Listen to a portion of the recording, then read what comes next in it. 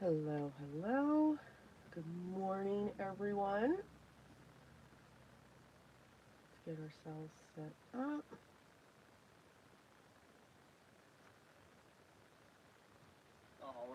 Oh my goodness.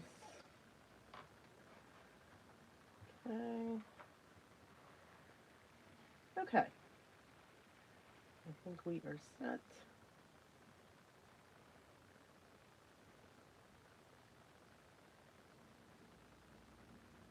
Or at least I think we are.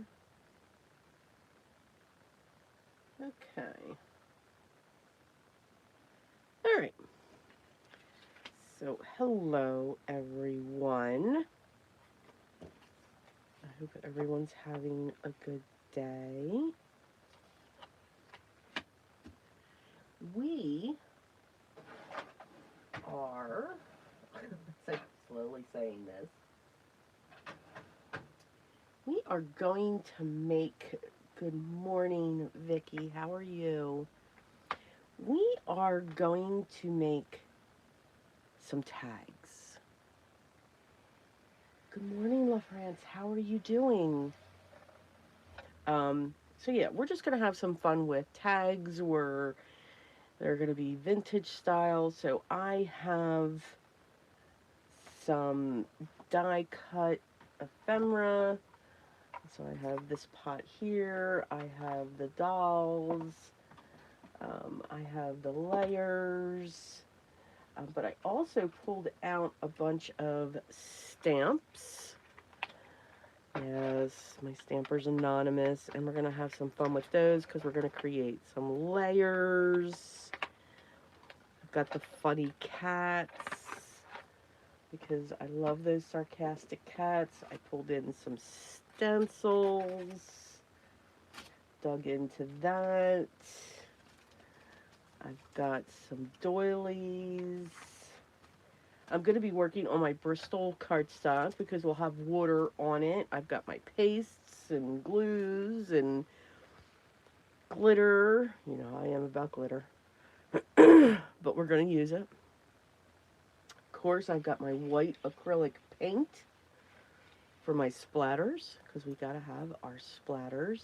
And what we're going to use for coloring are our Distress watercolor pencils. Been seeing a lot of techniques with them, of course, with the water, and just wanted to have a play. And we're just gonna make tags. We're just gonna have some fun with some tags. So I'm just going to. I tried to pull in as much as I could that's sitting around me, um, and now we're just going to cut. I'm not quite sure how many we'll get to, but I'm hoping a lot because honestly, every year um, I give my sister a box filled with all the tags. Good morning, Cordelia. I almost said good morning to myself. Um, I give my sister just a box filled with tags, and she uses them. She definitely uses them. So we're going to have some fun making some of those. So I'm just going to get my cardstock cut down so that we have a bunch. And I am cutting this down wrong. There we go. Let's try that. And I think, let's go. I should have done that. Well, okay. So we'll do this.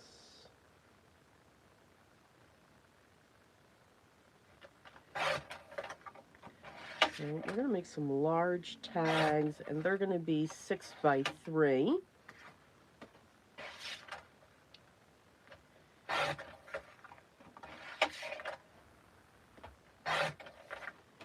And I think that's enough of those.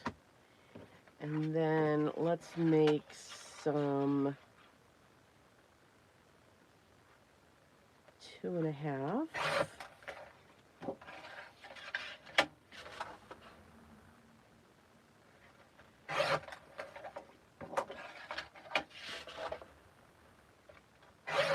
So you can use any type of cardstock. I like using a cardstock. I saved that strip. And then we'll cut these in half at 4.5. So that's our next size. Again, getting the most out of our cuts. But you can use watercolor paper. You can use mixed media paper. Whatever your heart desires. And we're even going to make, I'll cut these at 2. And I think that's a 2-inch strip too.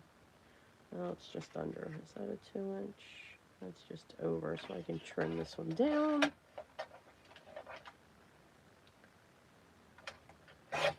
And we are going to see just how many we can make. And I think these are going to be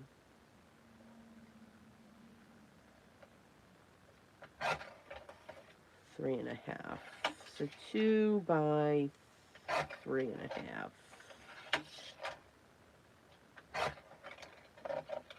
And I do save these for sentiments. Let's see, is that a 2? That's a little lower. We can use that scrap.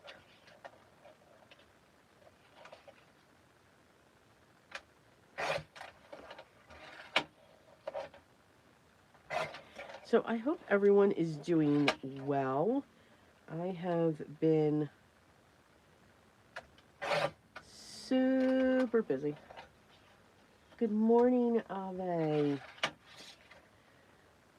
Getting ready for this showcase. And then I was asked by a friend of mine every year. She does a charity event. And she always asks for if I would make the raffle tickets.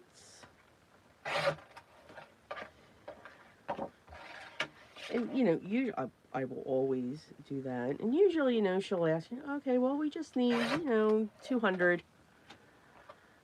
And we're like, okay. Well, this year she went to 400. So, yeah. That was fun. I'm like, yeah, I think we can do that.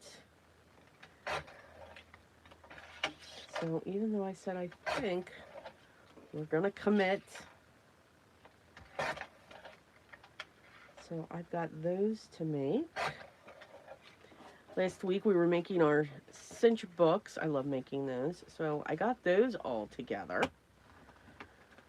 So that was cool. And let's see, what does this measure? Just under 4.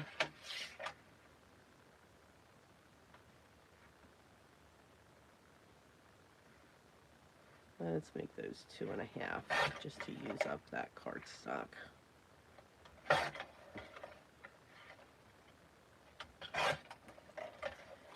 All right. I think that's enough. I think we're good. Oh, not sourdough, Cordelia? Just toast?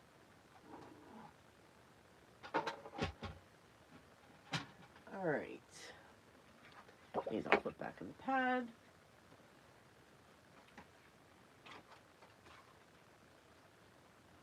You know, if we get through all these tags, that'll be amazing. That would just be awesome. I'm just saying. Just saying. Awesome. I am going to grab my, look at a trash can. I'm going to grab my 2 archival inks. So I have those because since we're going to be using a lot of water and I want that texture in the background, we'll use the archival inks. All right, so we got those. And then the only other thing, so I have a couple, coffee dyed doilies because that's always a background, but I don't think it's going to be enough. But you can make your own just by using your dye inks, and that's what I'm going to do. So I'm just going to make, see how many I can do here. And again, it's just by, you can either use your sprays. I like the look of the ink smushing a little better. It looks like it. And of course we're going to pull in our vintage photo because that will be a part of today. Maybe. And I just swish it down in our spray bottle. And then I just dip them down in there. And then just set them aside to dry. And you can get a bunch from this one application.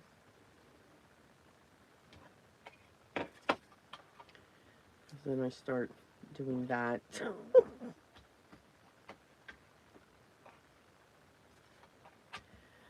then we're not wasting, so no one will holler at me. And you just get different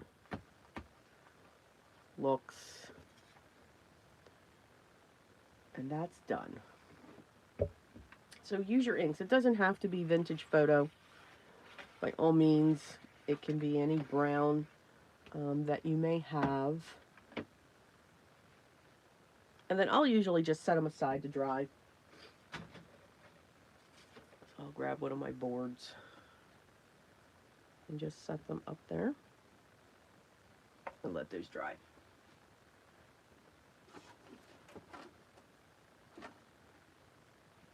I have the Leaning Tower of Pisa behind me with everything that I'm doing.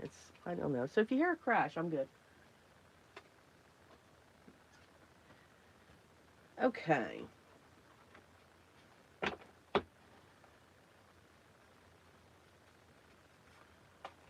So let's start with our large one.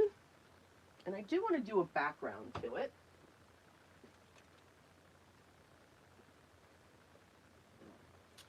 And I'm going to grab my oxides.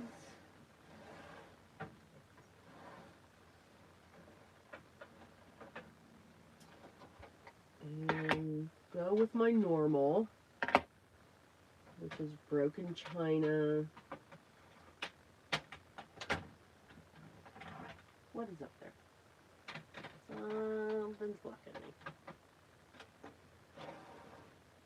My broken china and unchartered mariner.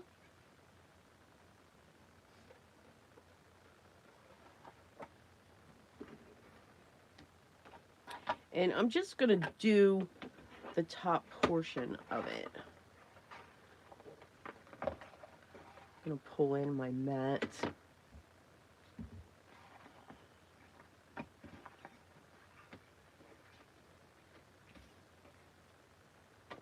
And let's create the shape of our tag. Good morning, Gwen. Good morning, Rita from Sweden. Welcome. Good morning, Betty. How are you?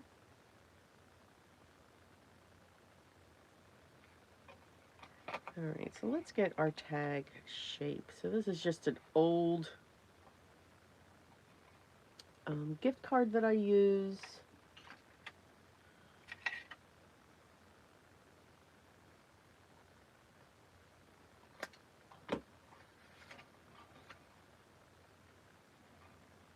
To make my corners. Now, you can just eyeball it. You don't have to.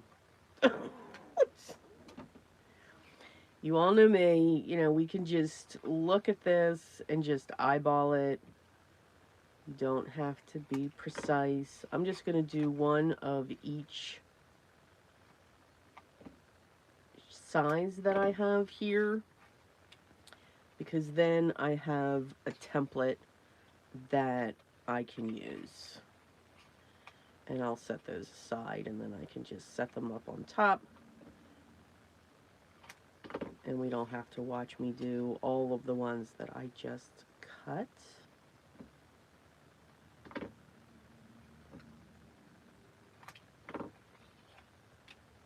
And then I think there's just one more size. Yes. Let's go back to that one.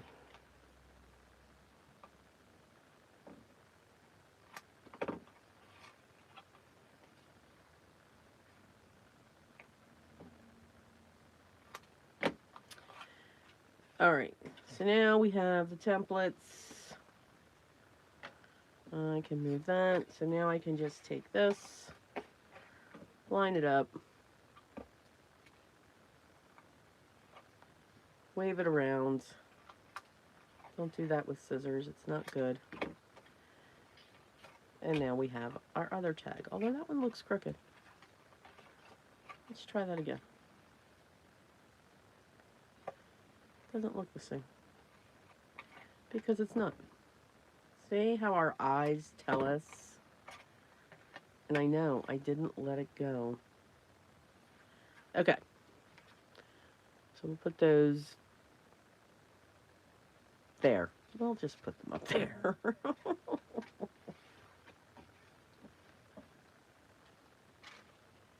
Alright, so let's just do a messy blend. You guys are unfortunately going to hear the horrible sound of the heat gun. And that's one of the things that I like with oxides. You can just do this messy blend and it still looks good. And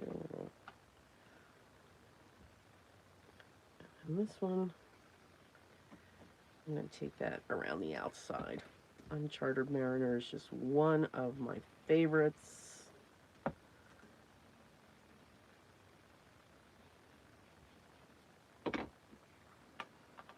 And here we go.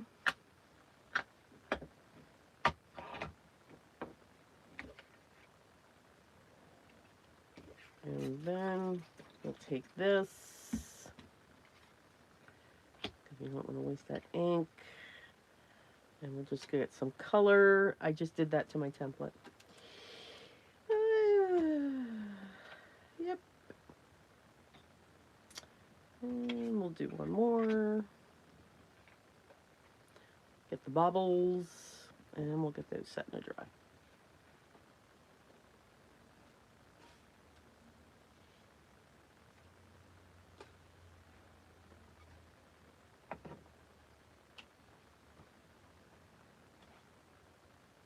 Alright. And I need that. So how is everyone doing? What have we been working on? I've just been nonstop. My list is long. Chocolate cake, Biddy is awesome. For breakfast. Why not? Have at it. Enjoy. And then for this, we'll just real quick create that template.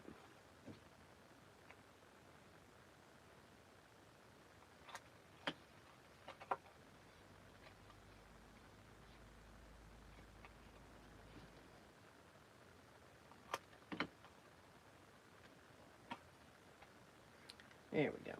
Okay. So one of the images I want to play with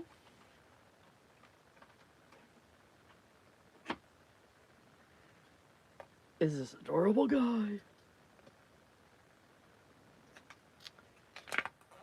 we're going to pull that out.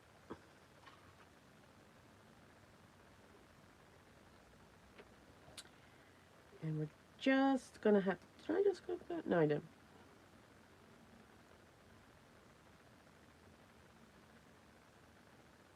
we're going to create a collage.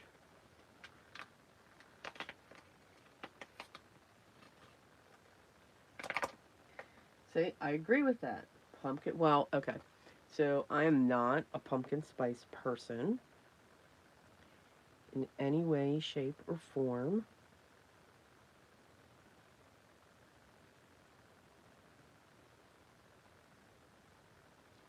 So if I put that there, then I can put him there.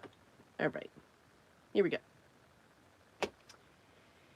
Am I? Yes.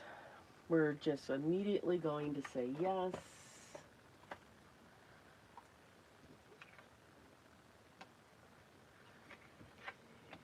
So we are going to basically double stamp. And what I mean by that is I am not going to worry if this is overlapping this. I'm not worried about if this has the blue in it, because we're going to change the colors. So I'm not going to get too stressed over that. And you shouldn't. Don't get overstressed about those. Just stamp. Just have a good time stamping. You're the colors, again, like with the grunge, it's just, that's what grunge can be. It's just all over the place. So I've got this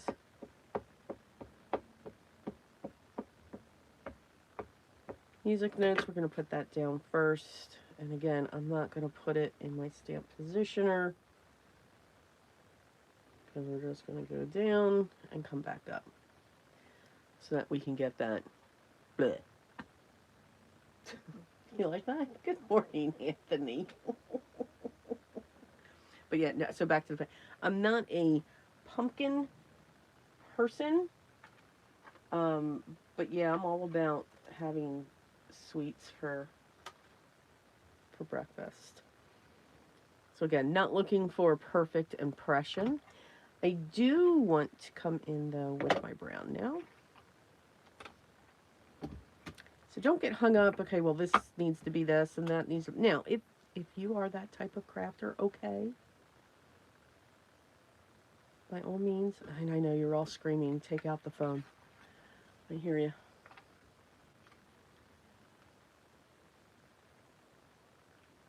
Wow. When you don't have the foam, those magnets really go down. All right, we're going to pick that up. And again, using archivals, because I'm sure there's going to be water that's going to come into this. I'm going to be pulling a brush. I'm hoping I don't have to re-ink this.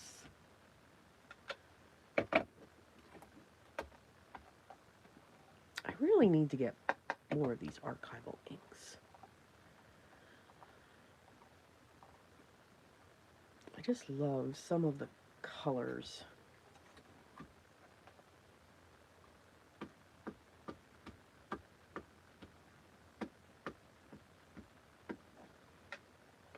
And I know part of that is missing, but that's okay. There we go. So we got that. Where's my tail? I need my tail.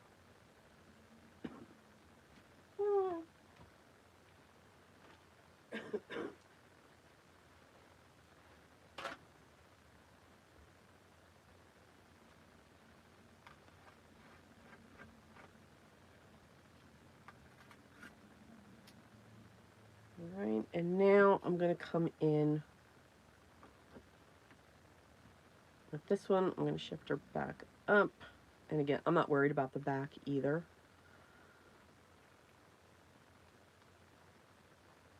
I'm going to have that come in. I like it when it goes off.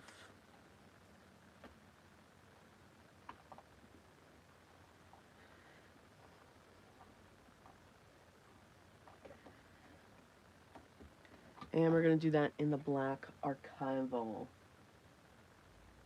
All right, you're all making me hungry now. I'm just saying. Oh, Anthony, you're sweet. Yeah, these are the only two colors I have. Potting soil and jet black. And I think these come in mini. Because I know I have a couple in mini. And that's what I want. Because I have no more room for big pads. None. None.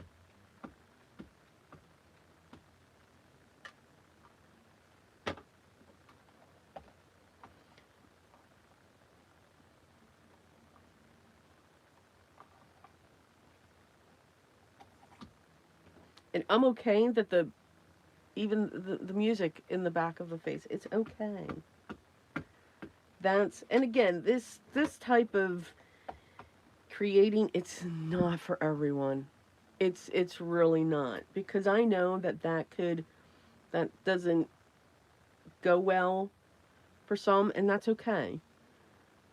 I just like the look. Again, it's the whole grunge concept or feel.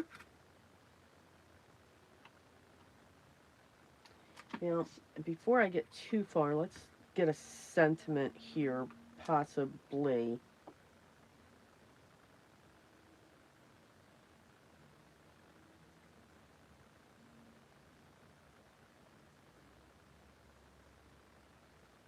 I'm going to choose, and I am going to go to the other side, because that's the beauty of paper. It has two sides.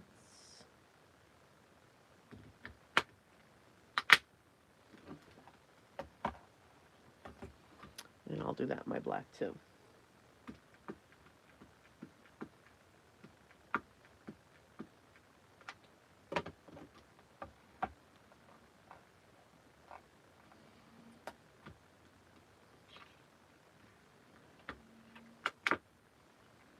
There we go. Okay, so now the sentiment's in, because I know I'm going to put some paste on this, so it's going to get uneven.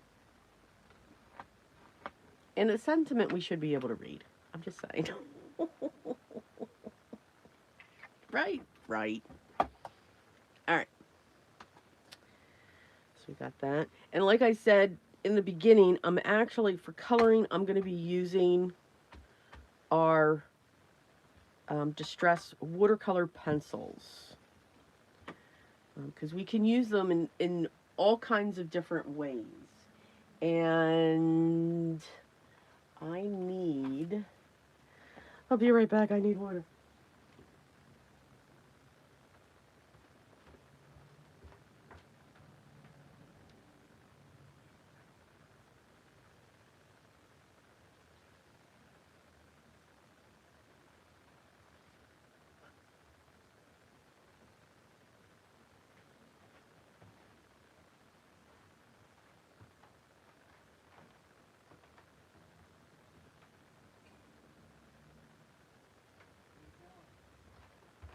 On my lot. Okay.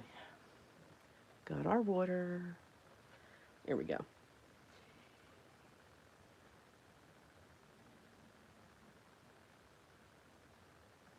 So, are y'all still taking me? Yeah, it's. I love it. I also have the. So I also have the one from um, Colorado Craft, the really big snowman face. Oh, I love that one too. All right, what we need orange for his nose.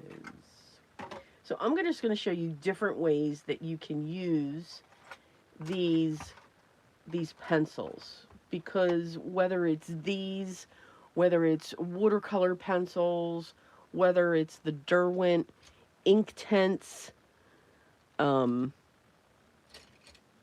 pencils, they are extremely versatile. And what I mean by that is you just don't have to. So one way you can use them, what is this? carved pumpkin. Perfect. So you can go directly onto your piece, put your color down, so you can color in, and then get your brush with water. And I always use a brush with water. You can use a water brush and then move your color around. And then I just keep it down to the bottom so that you get a little bit of a shade. And then we just let that dry. Now, since I also have the oxides back here, they are going to react with the water, so I can move that color around in the face, because remember, we stamped an archive, so I can lighten that up if I want to do that. And just get that shadow going on there as well. So again, one way to use those, go directly to your project and you'll have your color down there. Now I have mine arranged by distress order, if that makes any sense. And I think, oh no, I need my red.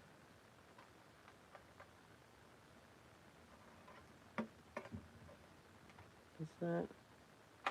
Yes, I need my lumberjack. Best red ever. And then I want pine needles for the band. So I'm going to do his band up here in pine needles. And we're just going to stick with the same technique. And then we're going to add lumberjack to the scarf. And I'm going right over the blue. So we'll see what we get.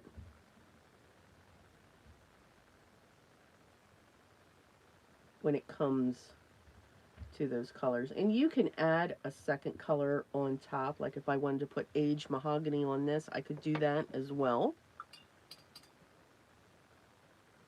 Again, just coming in with the brush. I do like to use a little bit of a stiffer brush to get that pigment going. There we go. How's that? Yes, I have figured out the zooming and how we can do that.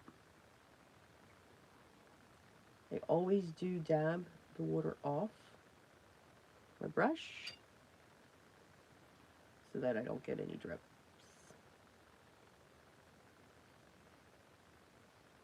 And you can see, even though this red is on top of the blue, it didn't go purple.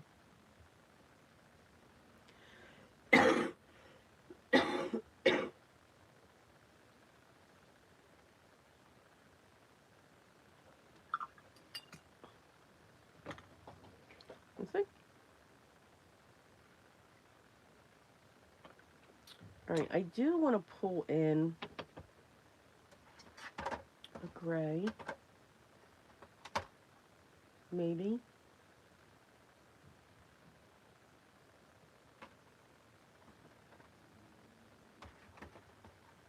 Although I don't know where it is.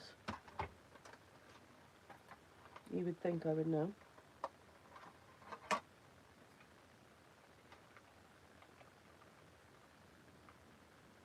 Looking for iced spruce, and I think I found it, because I am going to add that just around the side of our snowman and underneath the hat.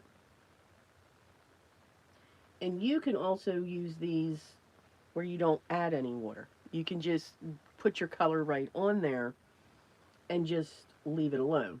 You don't have to add water to them. So they can be used wet.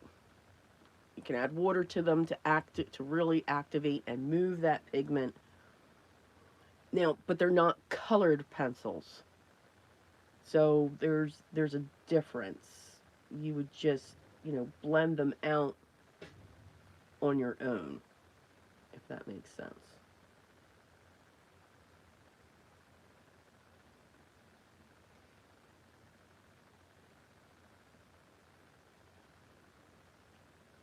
And then I think I'm going to add it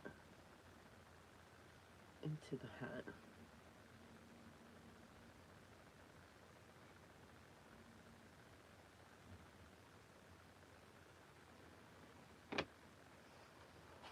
Let's get a yellow.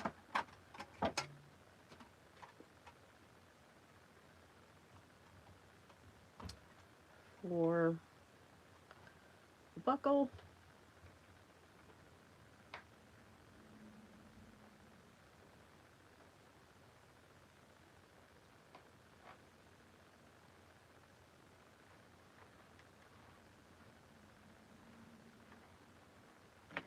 And we'll blend that one out. The ice spruce, I'm going to leave that. Going for a walk, huh? Have fun.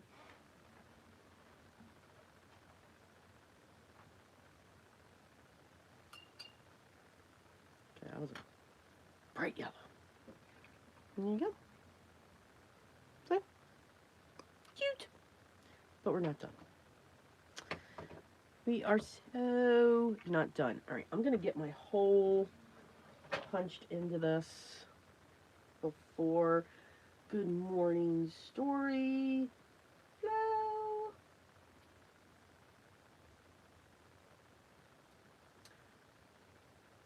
I'm going to assume it's Dallas. Is that how I'm pronouncing that? Let me know if I'm wrong because I'm horrible at names. Absolutely horrible.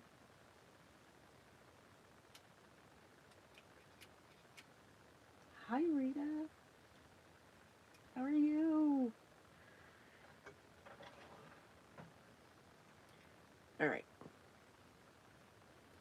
Let's get this. Punch. There we go. Oh, it just went blind. All right.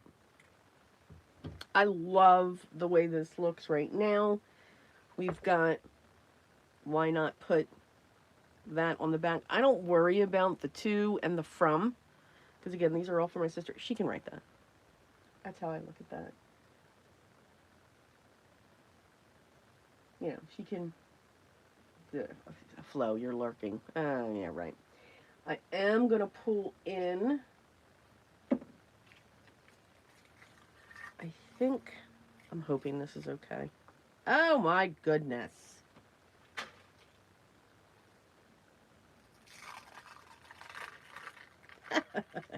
This, see, it doesn't work. That is hard as a rock. Yes. There is no saving that. Wow. Okay. Woof. All right. Don't have the opaque, and that's kind of what I wanted. But that's okay because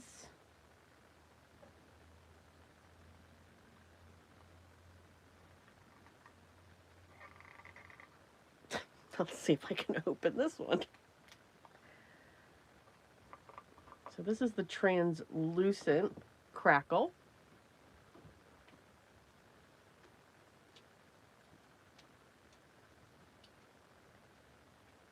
Oh yeah, there we go. That works.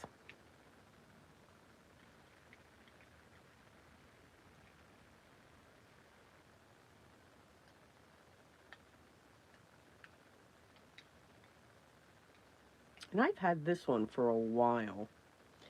So we are just going to go to town.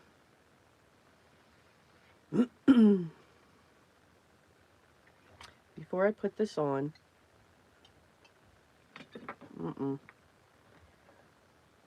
we know what we're missing.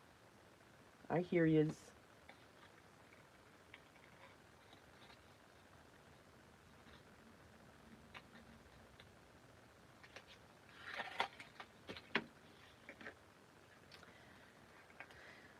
We're missing our splatters. Gotta have our splatter. I'm just using white acrylic. Yeah, right? Oh. Gotta have our splatters. And this.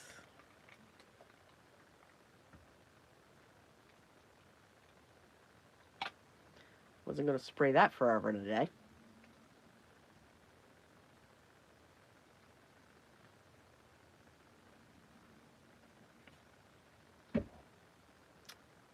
And then we just need to mix. And we'll use the other side.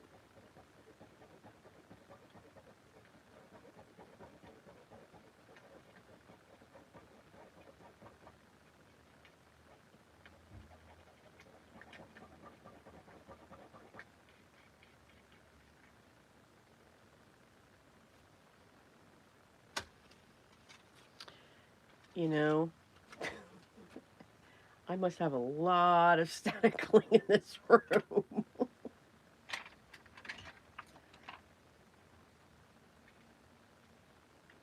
Now, remember, because of the oxides, because of the pencils, they are going to react with water. So these splatters will change colors. They won't stay stark white. And honestly, I'm okay with that. I don't need them to be stark white, and I'm just making a puddle here because I know this is going to be the theme throughout all the tags that we are doing today. So I'm going to need a ton of it.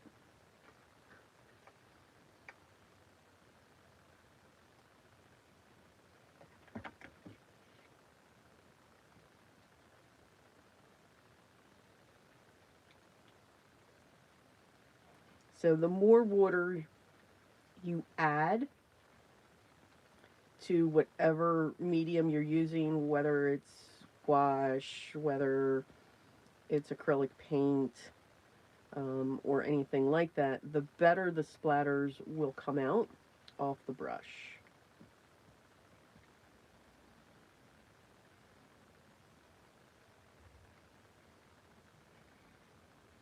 And the less likely they'll go all over the place. Yes, there's a science to splatters. Yep.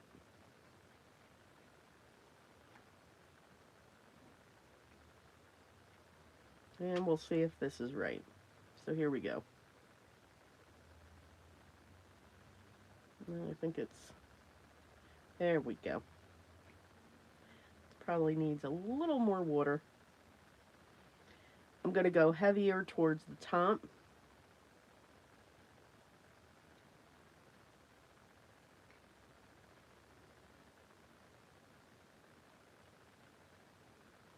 And then lighter as we come down.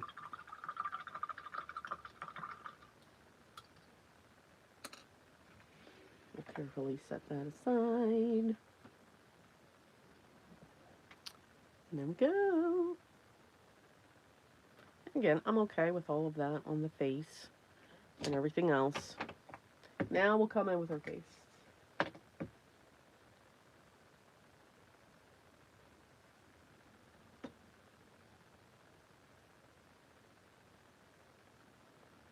So this is the translucent, like I said, of the crackle paste.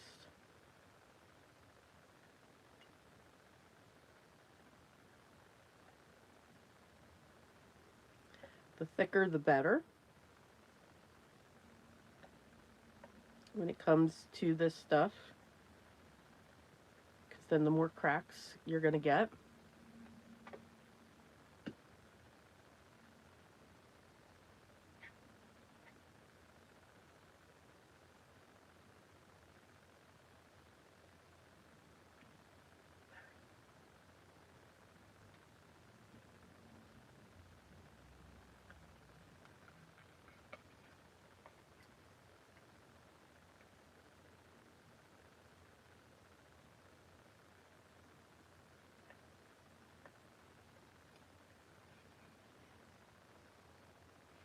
And there we go. First tag.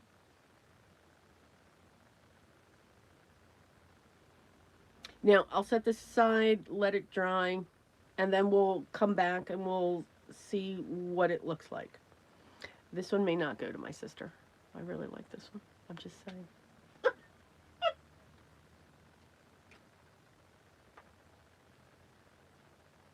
Okay. So in the beginning, I had shown, for those of you that just got in here, oops, see, it reacts. So anything wet, it will react to it. And I'm okay if there's a little blue in there. It's just, it's a supply. Now I'm going to crank that back on and have fun with that. So in the beginning I had shown, I only had a couple of coffee dyed doilies for backgrounds. And this is a coffee dyed one. And I can tell because it does have a coffee smell. Now, if you like the look of coffee dyed, but you're not crazy about the smell, it does dissipate if you keep them out in the air. This was done with Distress ink. So just puddle it down, take your ink pad, swish it down, and then add water to it, and then just really swath it around in there, and then just let it dry. You get the same look. You can't really tell the difference. And this one's with Distress ink. Like this, you'll see some of the yellow that comes out of it, but it looks the same if that's what you're looking for.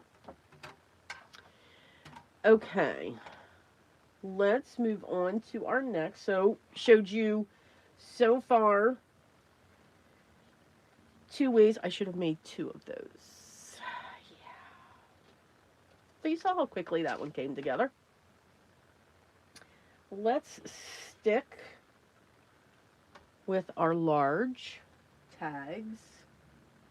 Oh, thanks, Dallas. Let's see.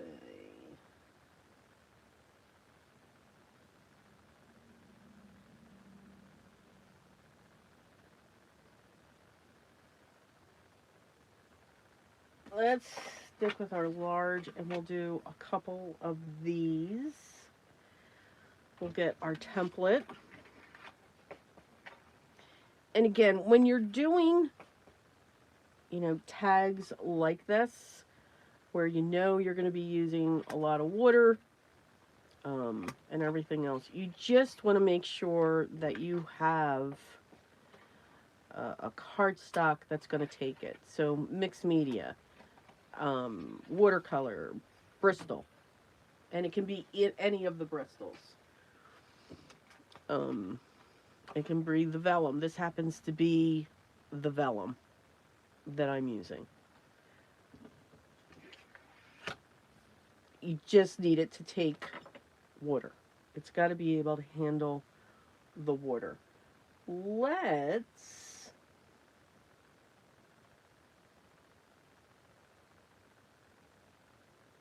going to do vintage photo. You knew that was coming in. I'm just saying. So I'm going to pull out. That's gathered twigs. I don't want that one.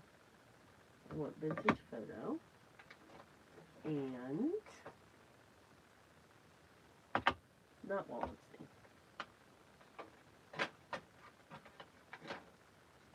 That needs to get out of my way.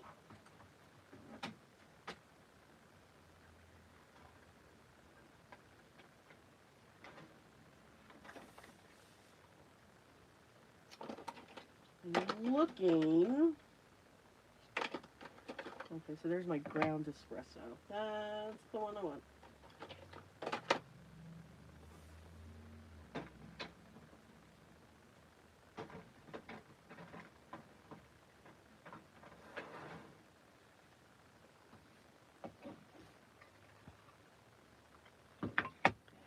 So we're going to do vintage photo. And then we're going to put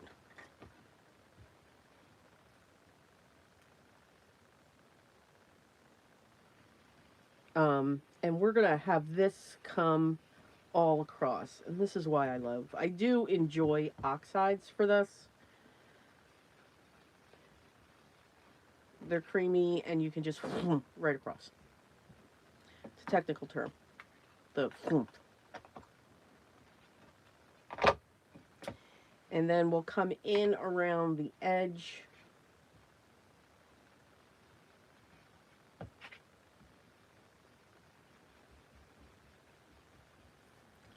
with the ground espresso.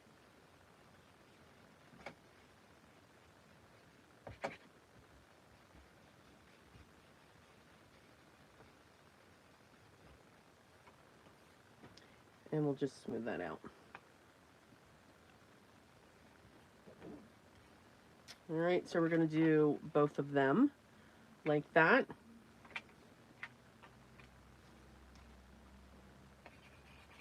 Again, I'm not going to worry about the back.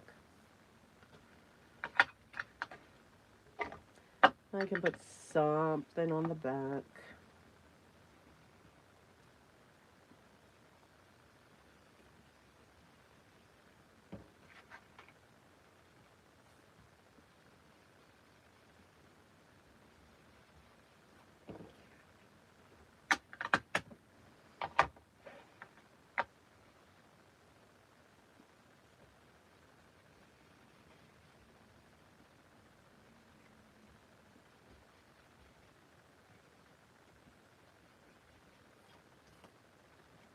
Now, you could also spritz these. I don't want to spritz them. I don't want too many things that are going to take forever to try.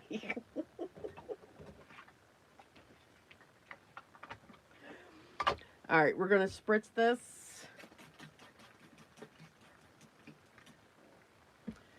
And we will pick up that texture.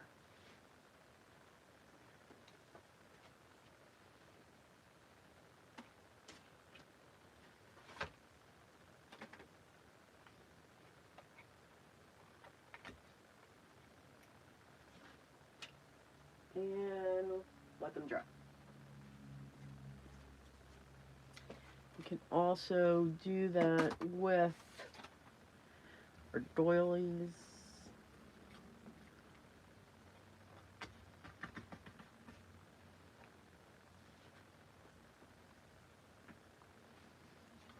You can do this with paper. So if you're not a tea drinker and you don't want to bake your papers, just do a bunch of these. And that'll sup it up. Hey, Jill. How are you? Caroline. How you doing? Well, I'm glad you enjoyed the card.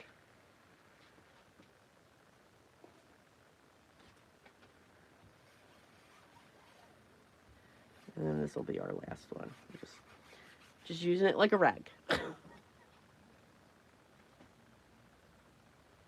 Alrighty.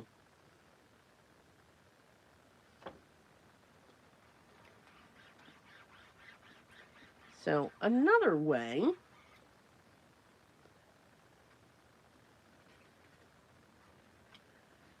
that you can use your pencils is like and get a watercolor look. Now I know I'm going to need lumberjack, so we'll keep that one out. I am going to want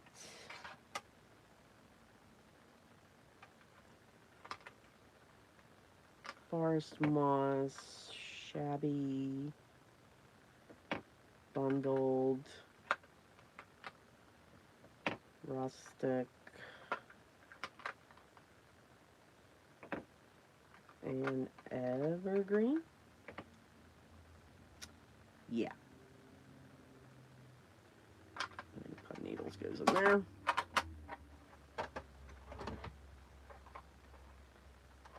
And then we are going to need a brown.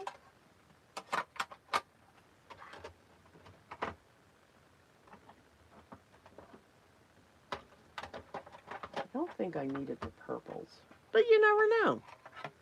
Christmas, the holidays, they can be any color we want. So I know I want ground espresso, scorched timber, gathered twigs. I know, not vintage photo. Okay. So the other way that you can use them, excuse me, and this is the preferred, you can take them directly to your stamps. This is why my spray bottle is so large. Well, actually, that's small. But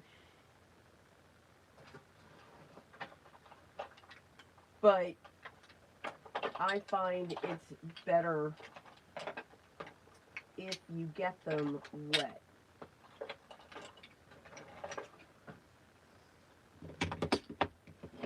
And this is done easier with blocks. So I'm going to pull this one in by Stampers Anonymous. It's Winter Watercolor. Oh, I'm sorry. The other one was called Mr. Frosty. Yes. I know I want that one.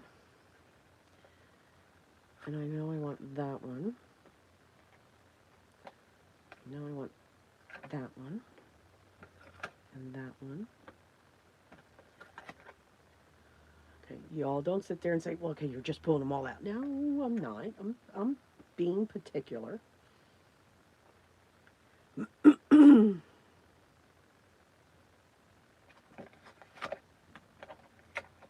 Okay. Now I have the rusty hint or the lumberjack plaid, and I am gonna want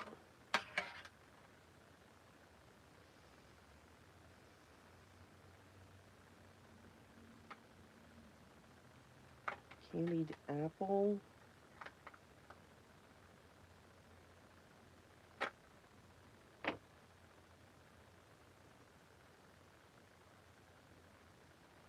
Warm lipstick.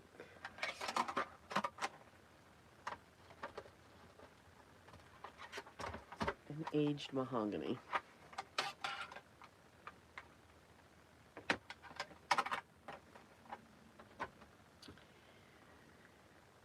So we're going to start with this one first. And this one.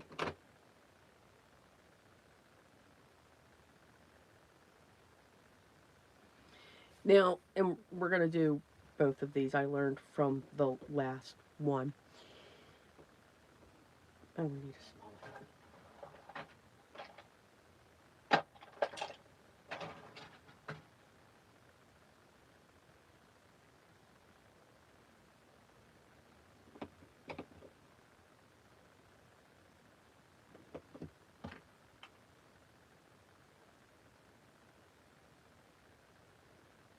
Okay. We'll hold off on those. No.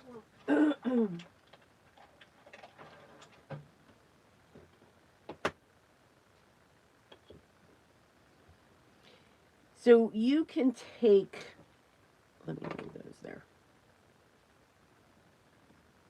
And I'm going to put that there. So here are my browns. You can take this pencil and literally go over your stamp and color it. I don't think while you can do it, you've really got to put some pressure. So, what I recently learned from Mr. Holtz is you can take this, go right down into the water, come up, but get the drop off, and then we're just going to scratch along the stamp and just roll along. Then you want to mist it. Now, once, and I'm going to do it off camera because then everything's going to get wet. It's going to be once, and you're going to be far away. So once, and then we're going to come down, and we're just going to stamp that down onto our piece and lift straight up. And that will give you a watercolor look. Now, there's still pigment on there, so we can do that again.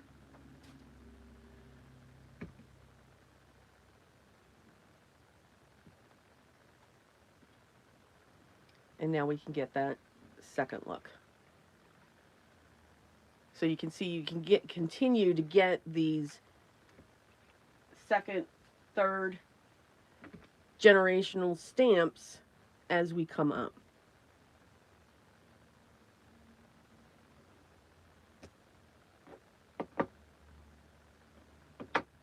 And then rinse and repeat. Go back in, get the excess water off, rub around the side. And if you think you have too much water on there, like I know I don't have to spray that one, just go straight down. And then I'm just going to stamp it again without spritzing. So you can see these two different looks that you're getting, and it's also going to react with the background that you have.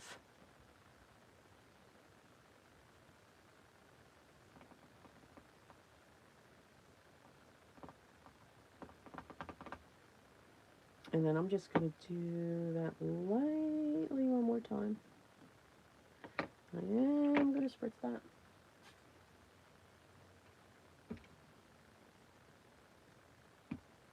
And then we're going to creep up. So you can get that look going on.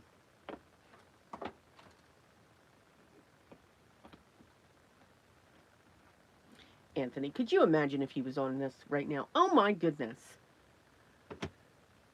I would, oh, see? All right, no, oh. Oh. Just saying. All right, I am going to come in real quick. I should have done this first, but it's okay. We're all good. Is this the top?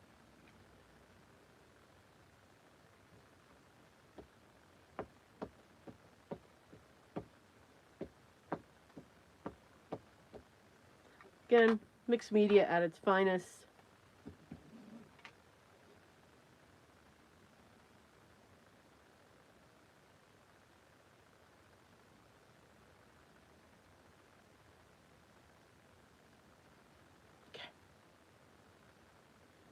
And we're just going to roll it.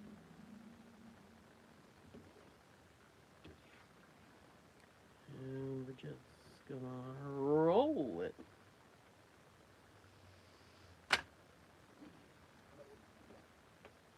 Look at how that, oh, look at that. Okay, that just, I couldn't plan that even if I tried. That is awesome. Too funny. I cracked myself up. Okay, next color. So I'm going to come in with a darker brown. Again, we're going to go down, tap it off. We're going to go on the side. And we're going to create this wreath effect. That's what I'm looking to do. Just to create this wreath. And I'm okay if I'm going over some of them, but just to bring in these different colors.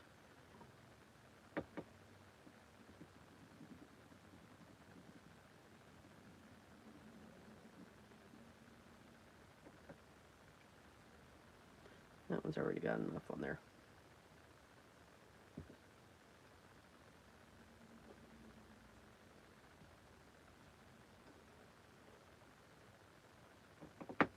And then I just need that one more time.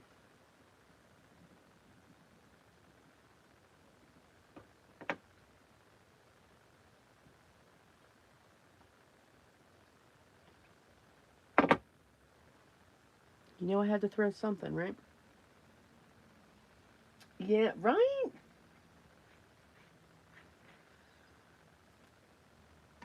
Yeah, I couldn't plan that even if I tried. Nope. Nope.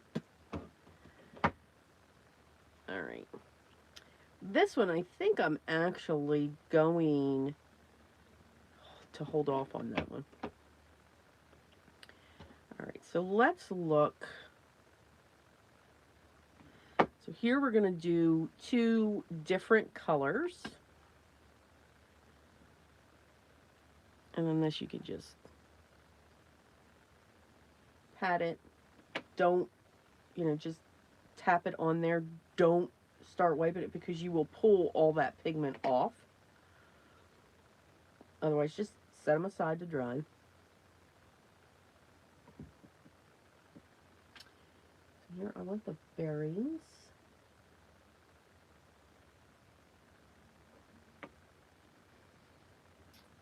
And then I want,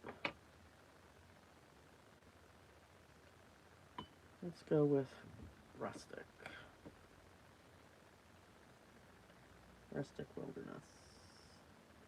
Now, I'm not going to go too close to the red because these will meld together. They'll mix.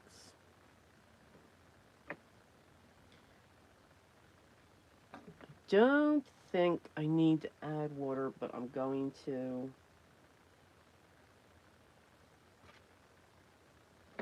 All my doilies are sticking to my cloth. On that one. Come down here.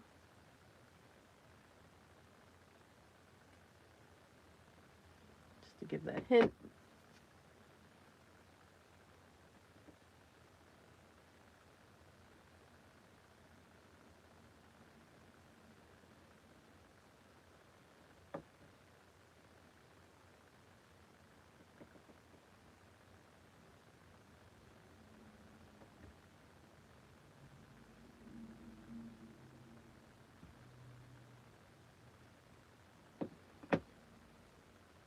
And this, if you think it's too light,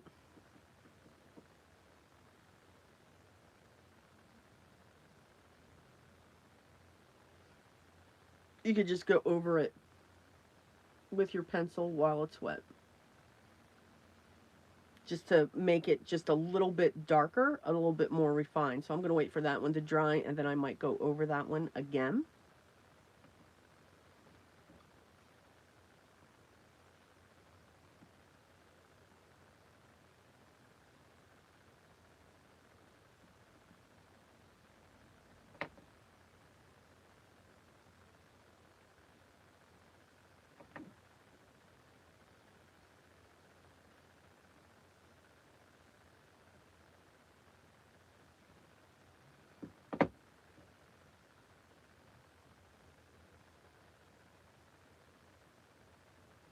And when your pencils are still wet, all you have to do is spritz them.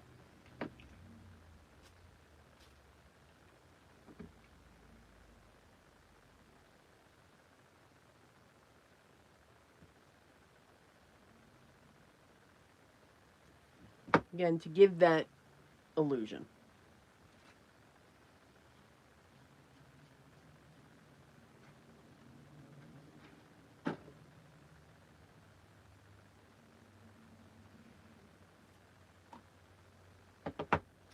All right, let's do This one. I'm not sure if this is going to come up, but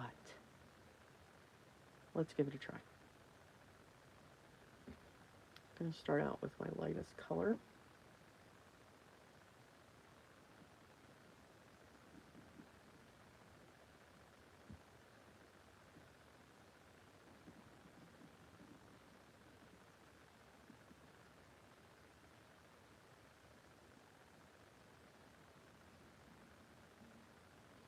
And this is the same color as the stamp, so that's awesome.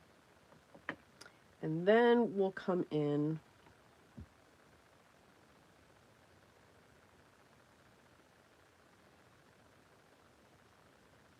with candied apple, and I'm just putting that in the center and pulling that out.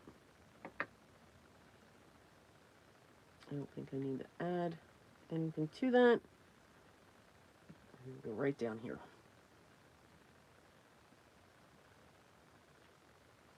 Ooh, no, it did not work. It's all right, because we're going to come in with aged mahogany. And we'll see if that comes in.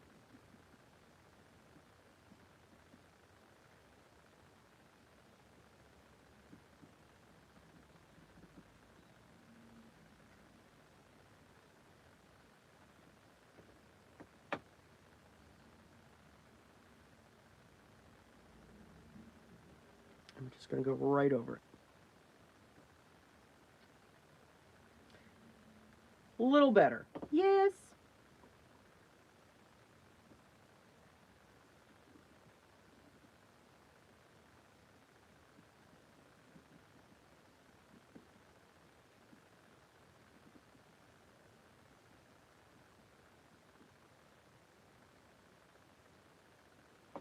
And you can't contaminate your pencils.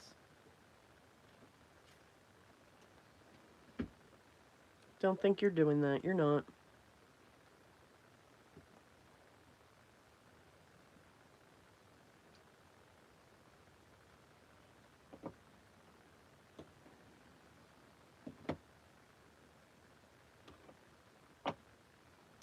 And for this one, I think I'm actually going to come in with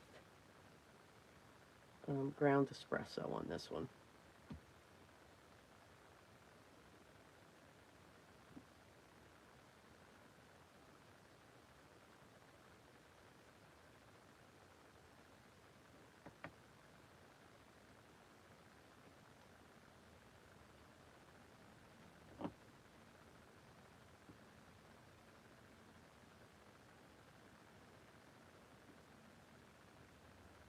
So that's another way that you can use these pencils.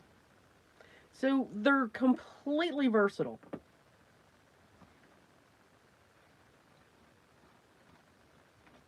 And there is even yet another way that you can do that, because it's pigment, it's just in a different form.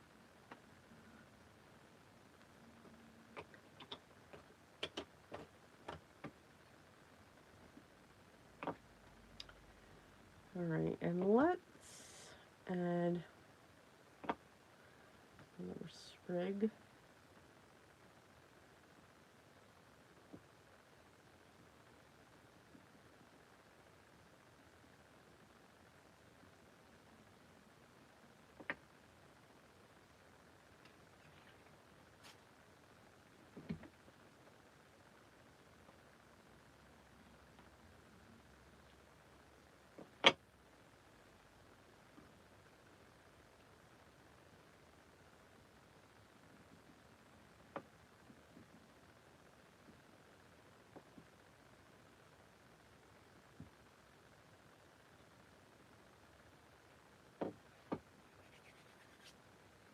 Don't like that green up there, but it's okay.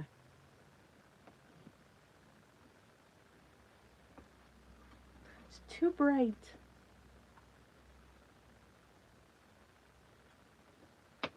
And this, I'm actually going to come in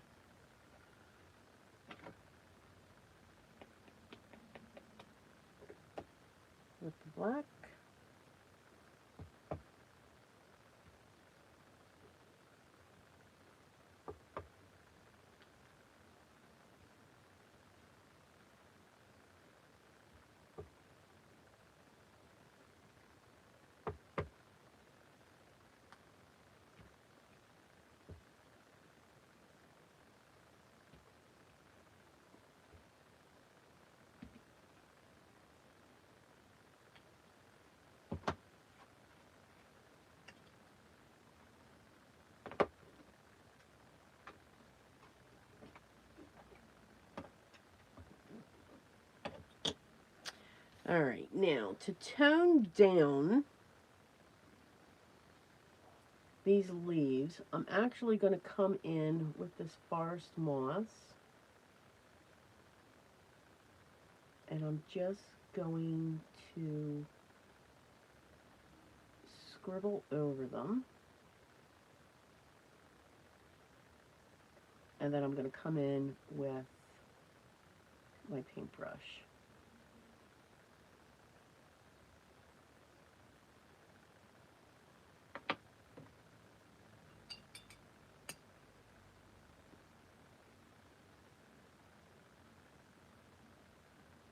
Oh yeah, so much better.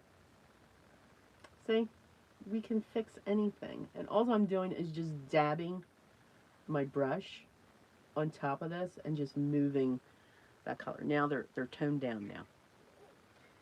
Yes.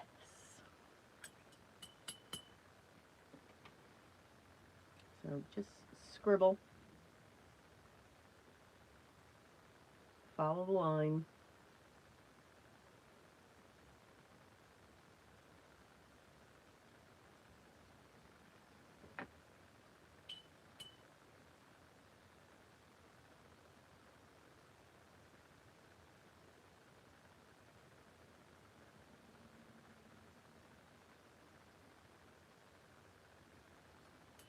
And now I like them better.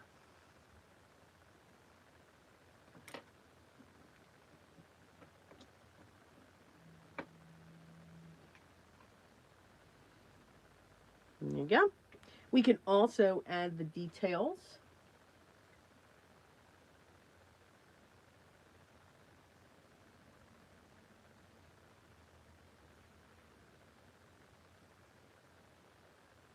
By just going back and forth and then going back over with your brush to pull out those centers. Just don't be so focused on what's the image. Just let it flow out. And again, we're just creating the illusion of that there.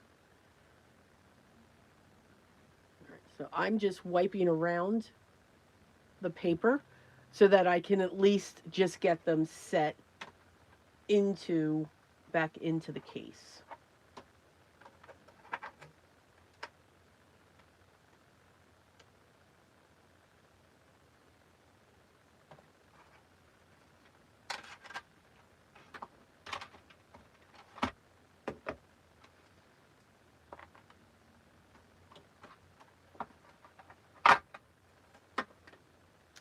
Well, I have ink all over.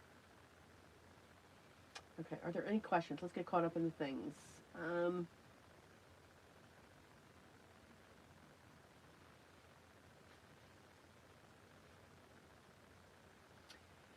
How would I reverse the direction of the stamp? What do you mean, Anthony?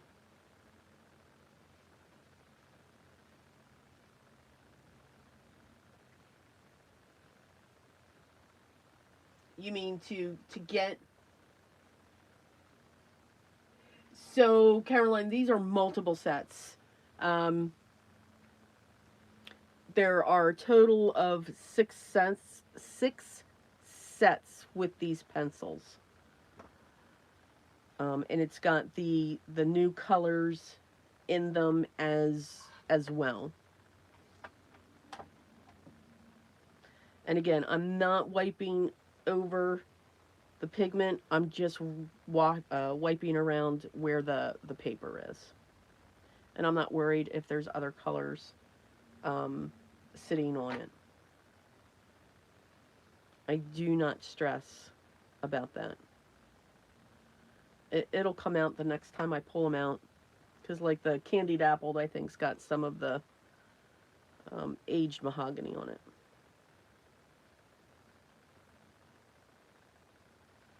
But I just want to be able to at least get them back into the case. And then I just don't put the lid on until I know they're dry. And the lid's not on now anyway because we're having too much fun using them.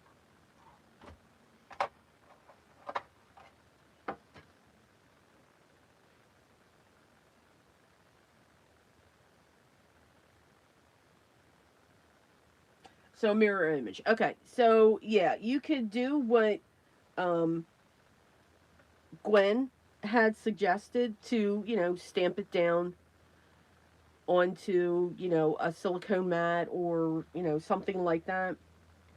My only concern, if you're looking to get the same effect, I don't know if that would, if you would get that. That would be my only concern. I'm not sure if you're looking to have the look of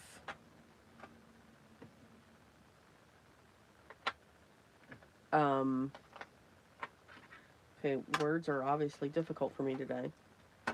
Of this watercolor look, I don't think you would get that same effect. I think it would, as you're pushing your paper down onto it, onto the silicone mat, I think you would lose the details, and it would squish. Technical term. Yeah, I do think that it would squish right out. I just angle, the stamps differently to get the different looks when it comes to that, to get the different effects. All right, I'm going to put my sentiment on the front.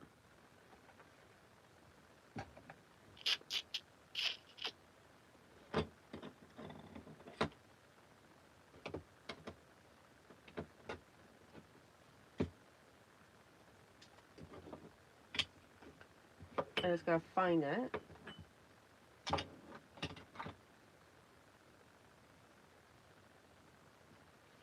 Here we go. We have what I was looking for.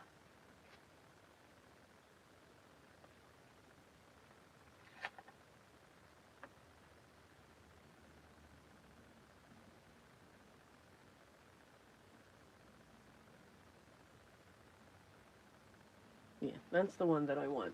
But first, I want to add some accents to this.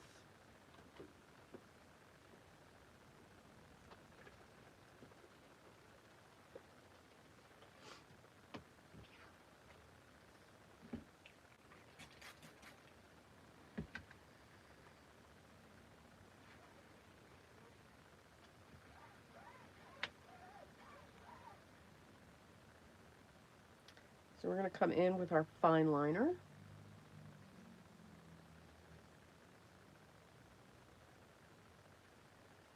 Yeah, I would just, if I wanted the holly to come in this way, so this set had two holly.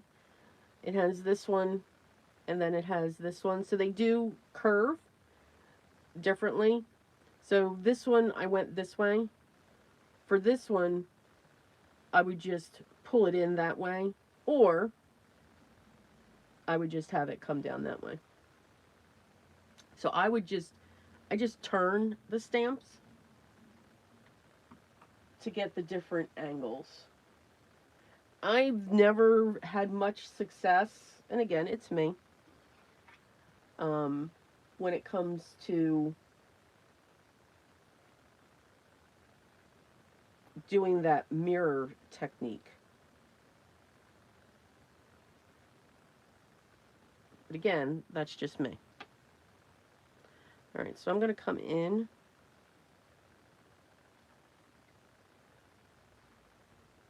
with my fine liner.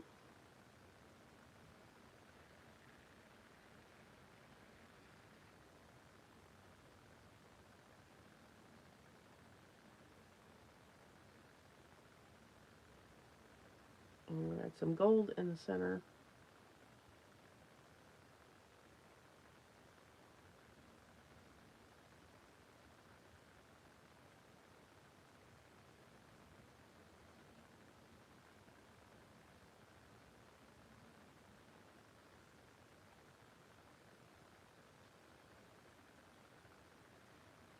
It's clogging it.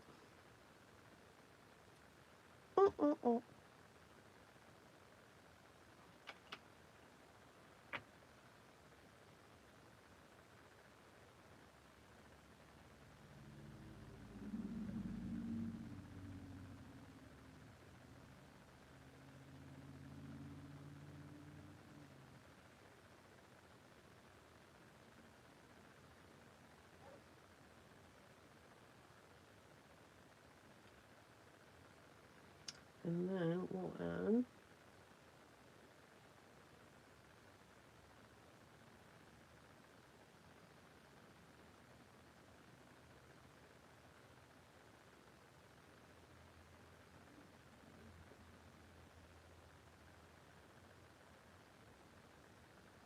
just a squiggly line.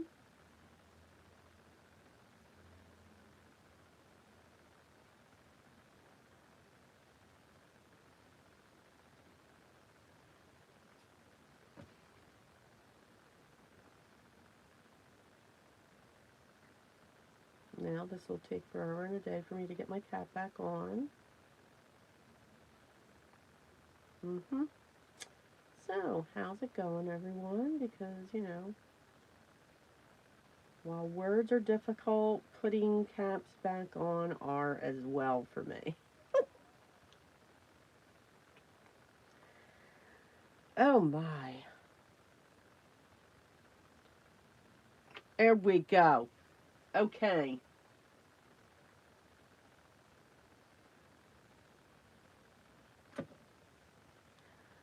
So we have that. We are also going to add our splatters. So I'm going to do that now, and then I will come back and put our sentiment on later, because I just did the gold, and I don't want that to,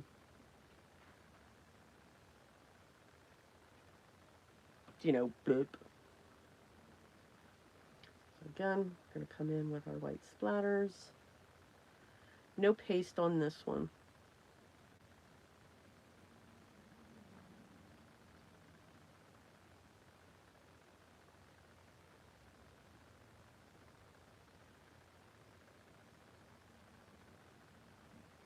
And kind of just took it to an angle. Again, I really don't worry about if, when it comes to splatters, if I'm going over the image, if I'm not going over the image. I'm not worried about that. Alright, so now I'm going to set these aside to dry. So, different look. Completely. Absolutely, completely different look. Alright.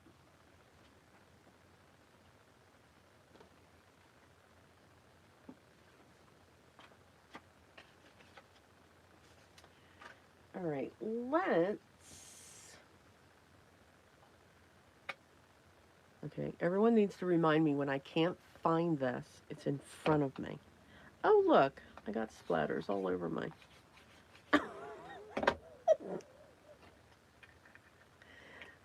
Imagine that.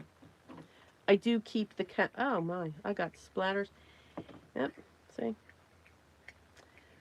This is our magical crime scene, right?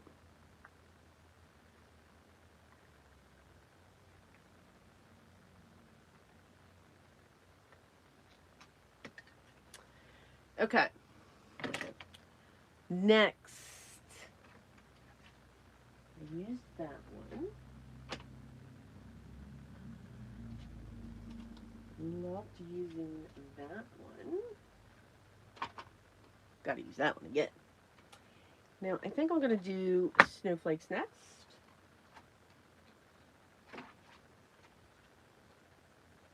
Because why not? We've got to do that.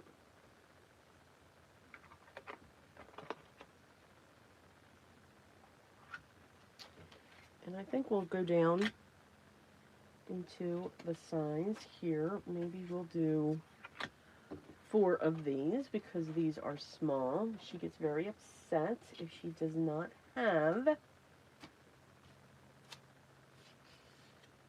tags. And that would be my sister. So I think that's this size.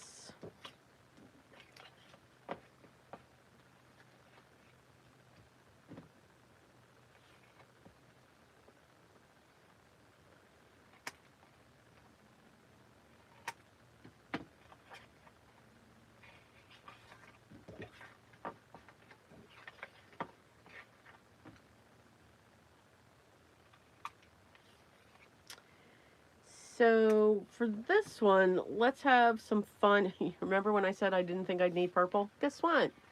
I think I need purple. So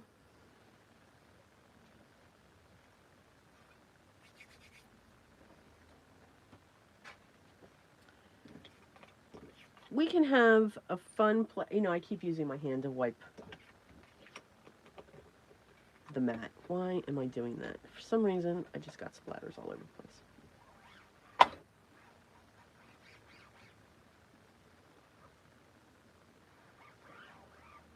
Okay.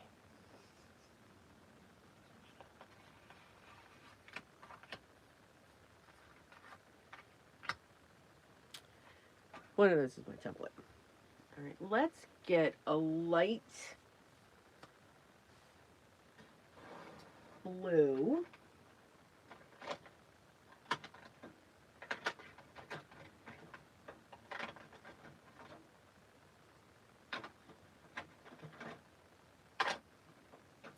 And tumbled glass is perfect for that. And let's get out patina and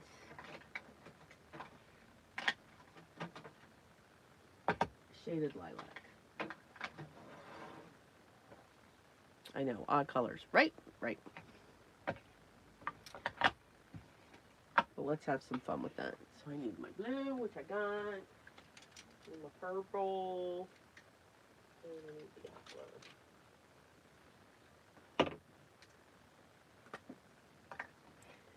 So we're going to do the same thing. We're just going to get our color down. Not going to worry about what it looks like.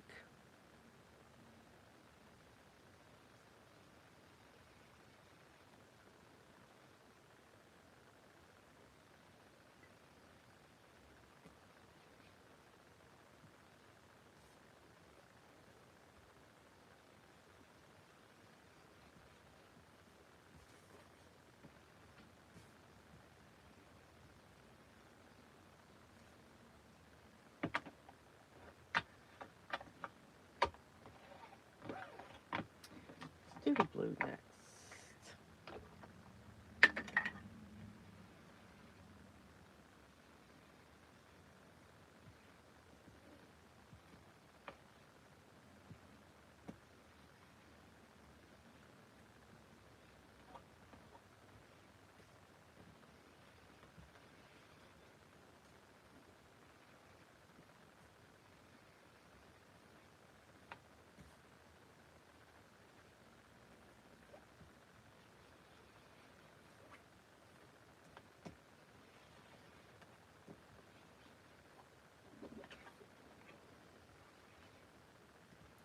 Now, this looks like Frozen has arrived on the camera. Mm-hmm. Okay. So, we just need to change that just a little bit.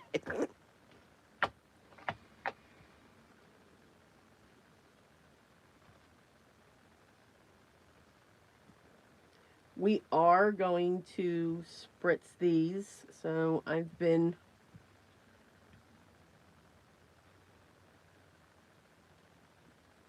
holding off using my heat gun, but we're going to have to on these. I'm just saying. So we're going to douse these. I'm sorry, story.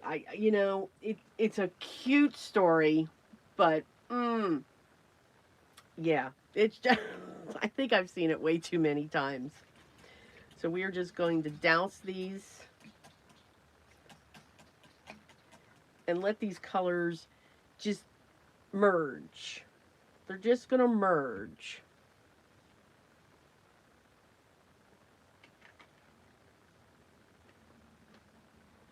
This is what our snowman looks like so far. You can see the cracks are starting to come in. So again, the thicker you put it on, the better. You get better cracks when it comes to that.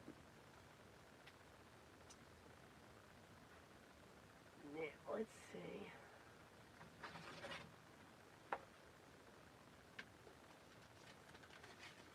The doilies have dried.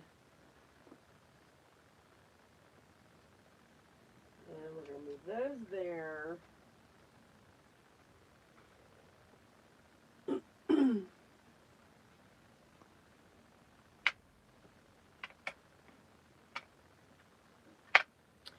And the other thing that I want to put on these is picket fence.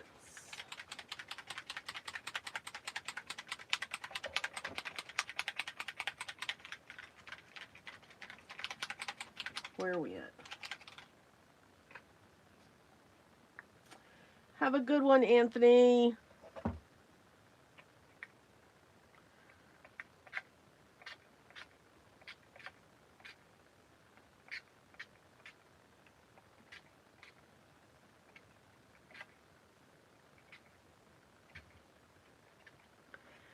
Picket fence does magical things.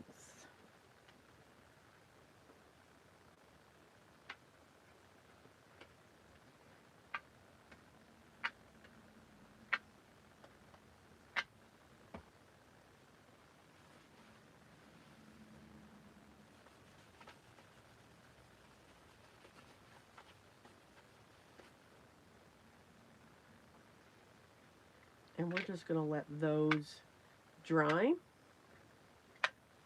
on their own. I want those to be sort of. Now it doesn't look so bad.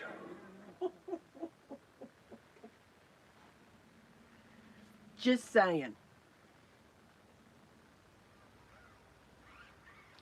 So the next ones, we're just going to do some collage. Let's get back to basics. Right? Right. And let me see if I can find my desk.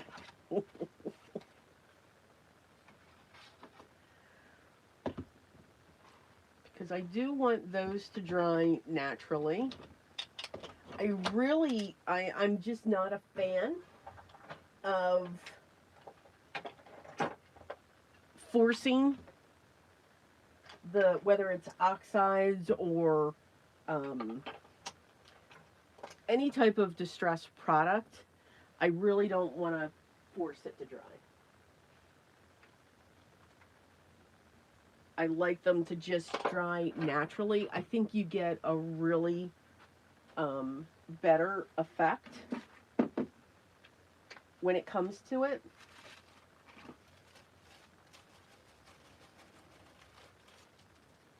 So we're going to let those dry naturally.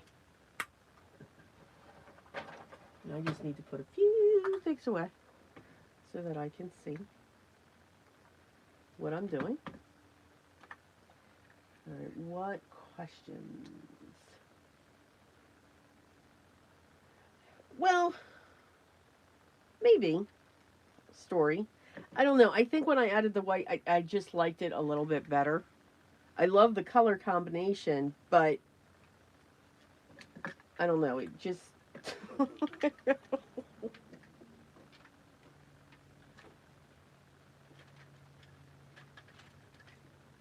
It'll look different once we put what we're going to put on it.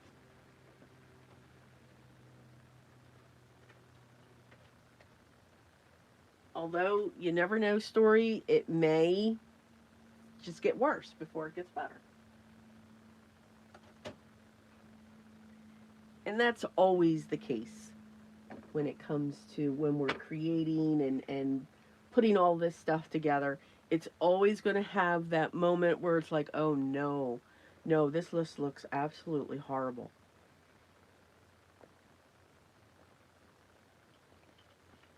We cannot let it like that.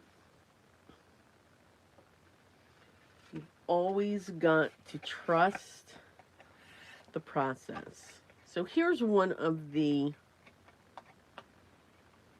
tags where we smushed it to stop up some of the stuff. So let's use that.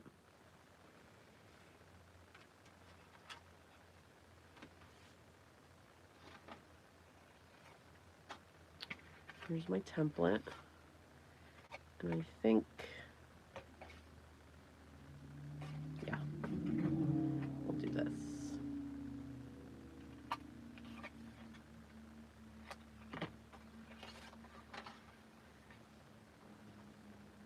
And now let's just have fun collaging. So I'm going to pull in all the things. I do want to go around this with vintage photo though.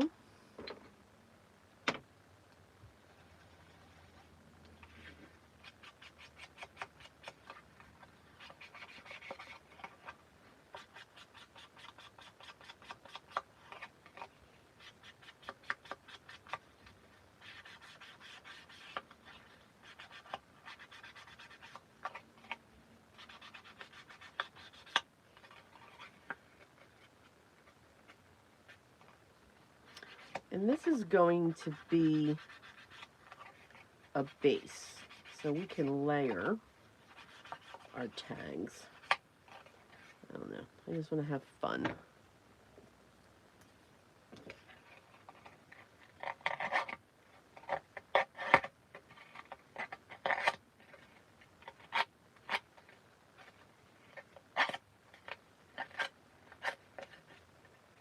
And again, you can do this with scissors.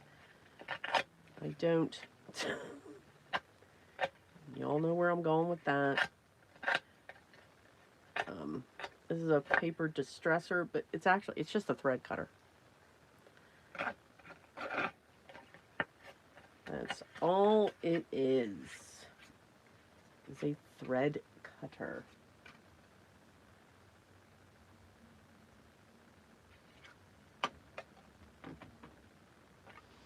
And we're going to layer.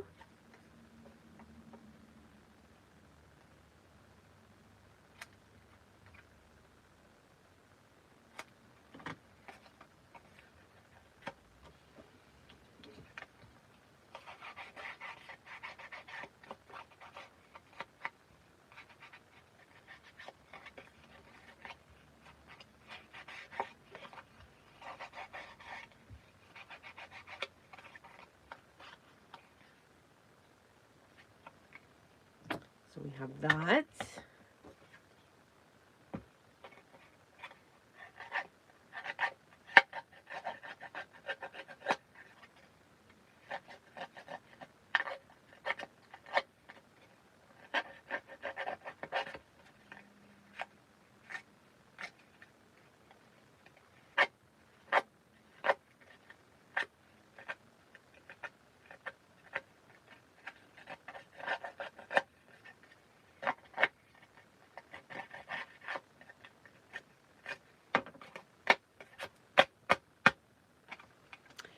Yeah, getting rid of all the fuzzies.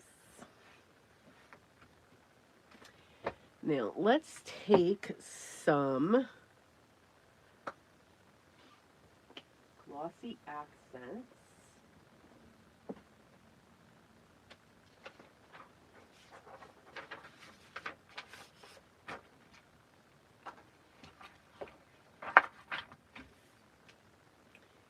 And we are going to put that on the edge.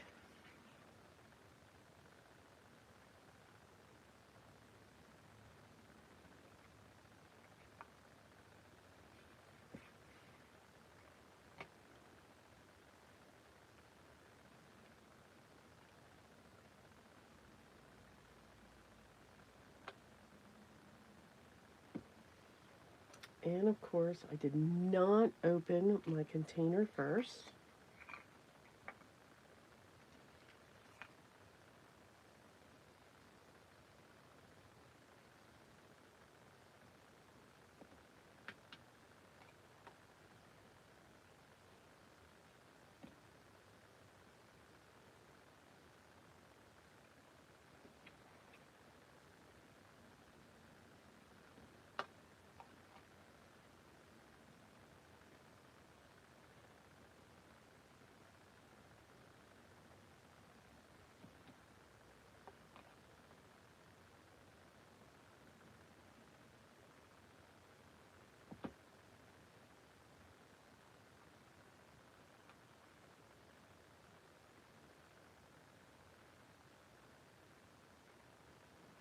All right. Oh, you know how I am with glitter. Glitter and I do not get along. Now we're going to put that up high. And we'll put that back in there.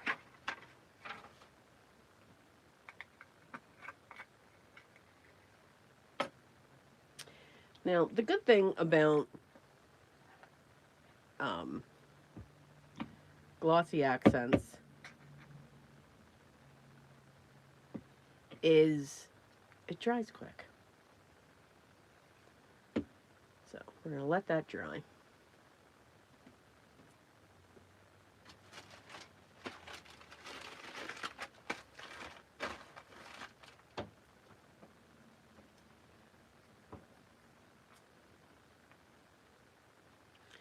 I gotta wash down my hands. Okay. Have a good one, Caroline.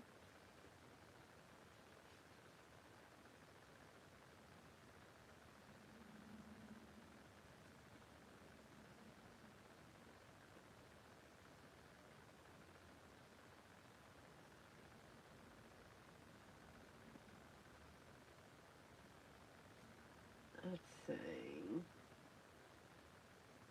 I'll have a good one, Biddy.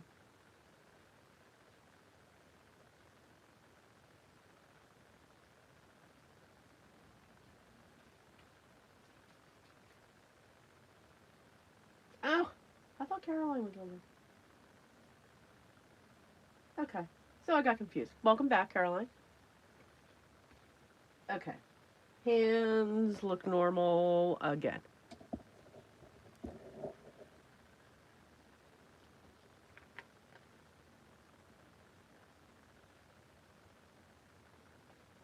All right, so distressing and then adding glossy accents and then adding all kinds of glitter. I'm not sure. That was probably, it might be rock candy. I don't know because there's no label on it. And I do think it's that because I think that was in a kit and that was the container that it came in. All right, so let's look. Let's go back. Oh my God, I got glitter all over the place. Just not a glitter person. There we go. So let's go back to this. And let's get our background stamp on it.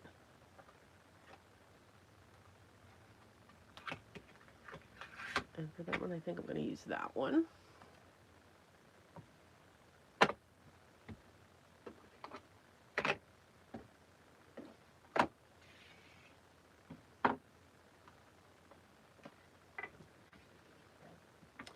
So whenever I do a background, especially on these of this nature, when it's, you know, that grunge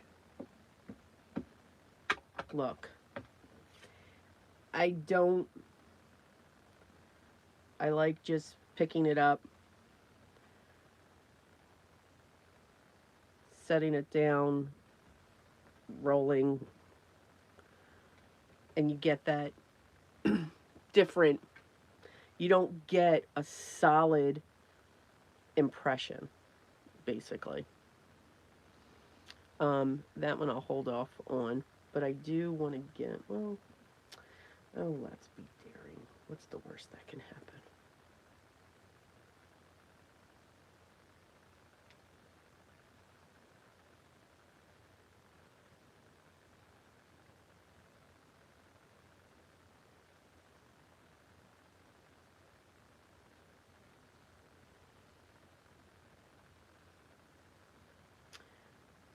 Only paper. There you go. And there's no glitter on my stamp. I am having a good day today.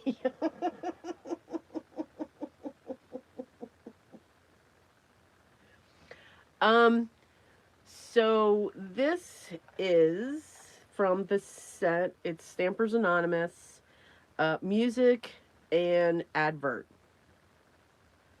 CMS 358. And I believe it's still available on Simon Says Scrapbook.com. Um, what is great, if you actually go to Stampers Anonymous directly, they don't retire out. You can find a lot of them still there.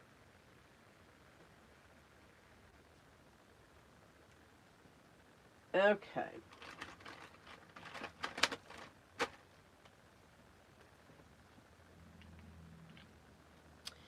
So now we have this.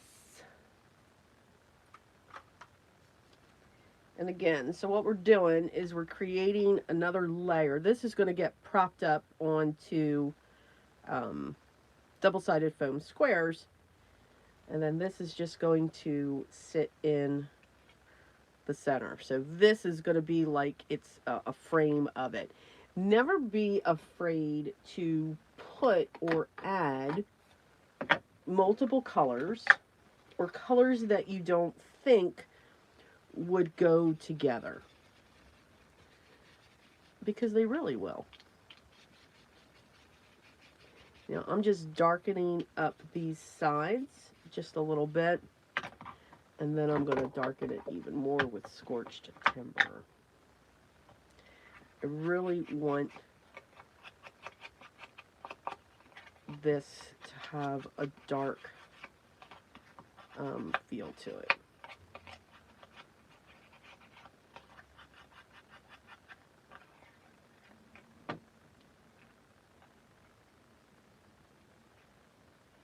There we go.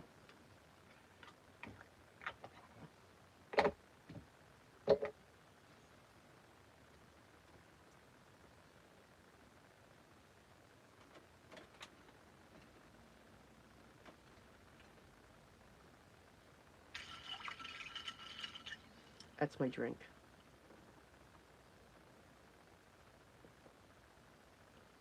Have a good one, Ave.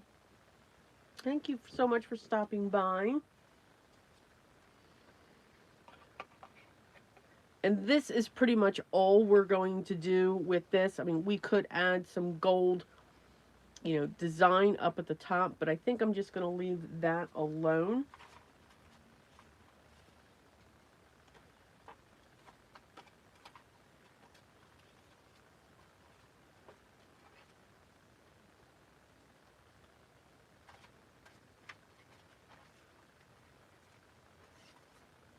And for this, I am just looking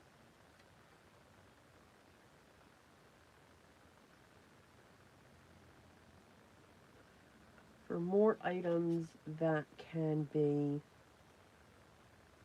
added on to this. And I know I should have done that last, but yeah, I got excited. Absolutely excited.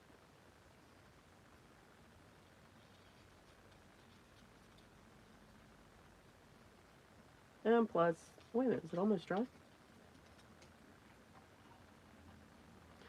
pretty much dry. So definitely want that coming up there. We'll have that coming down there.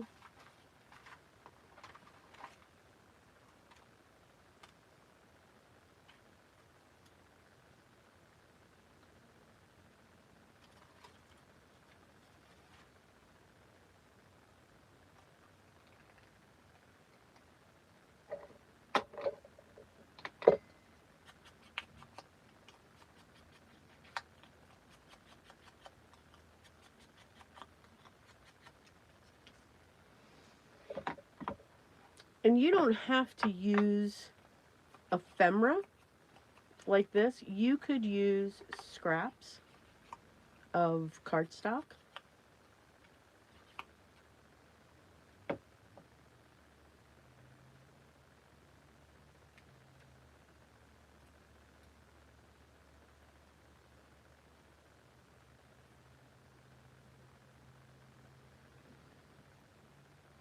Scraps of cardstock would work just as well for ephemera. why not?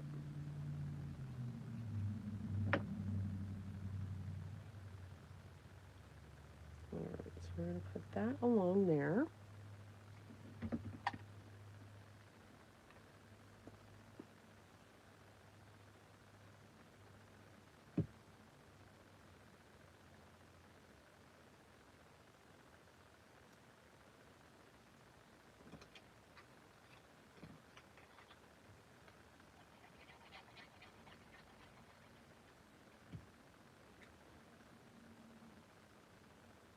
Put that one there.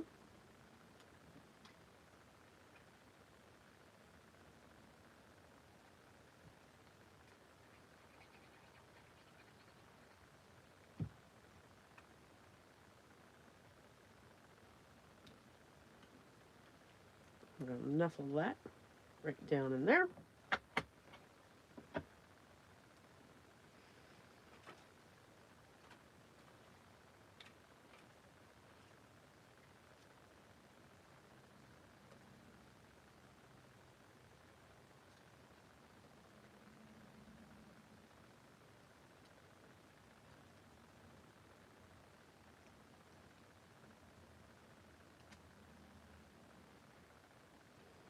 And we are going to put her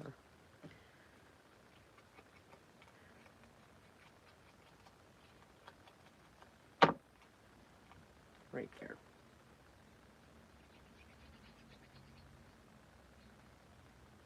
And her hand is perfectly placed to go against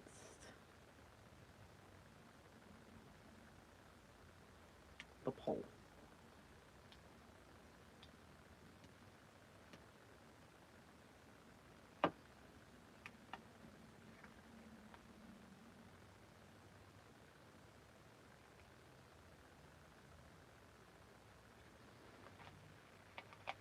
All right.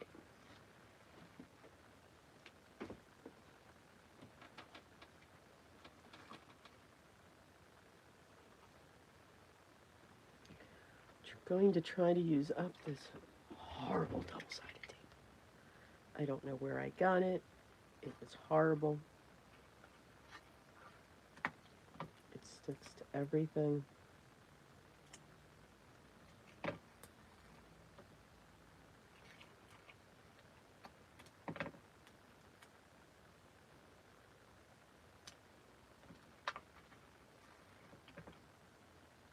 Mm.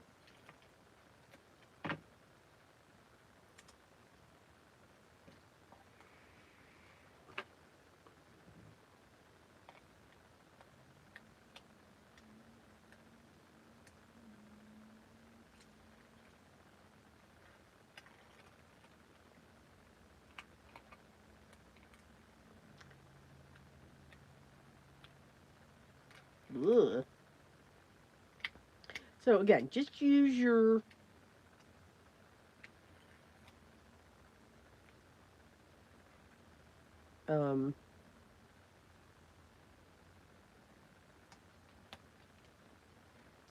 pattern paper. It's you can no, you're not going to have a person's face, but you can get the same look from it.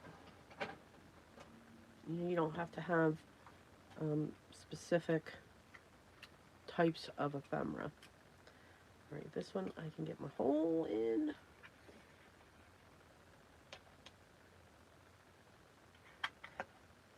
We're going to see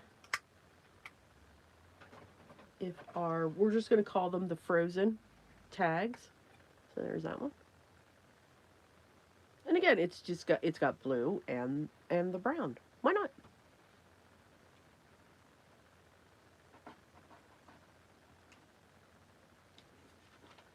Oh, they are. Yay. Okay, there we go. Let me clean up.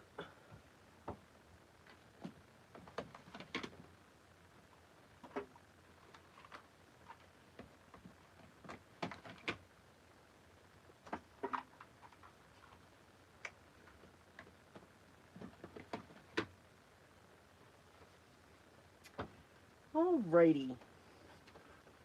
So let's do snowflakes. What are tags without snowflakes? And I think I actually have a blue archival.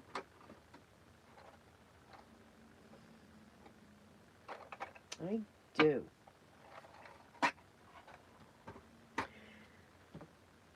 And again, whenever I'm doing something like this, I do like to use the archivals because those are going to be my backgrounds, or they could be my stencils.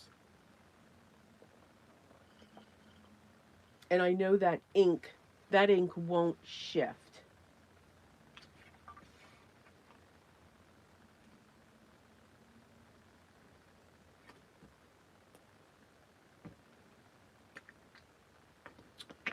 Now, let's find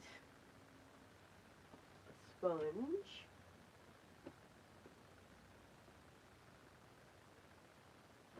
Oh, hang on.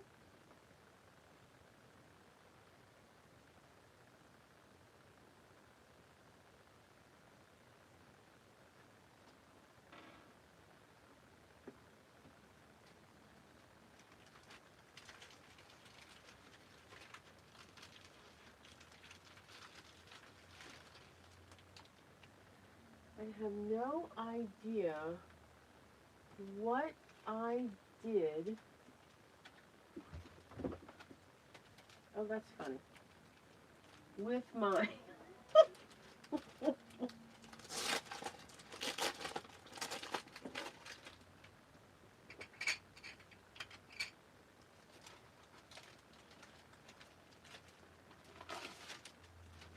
with my blending brushes.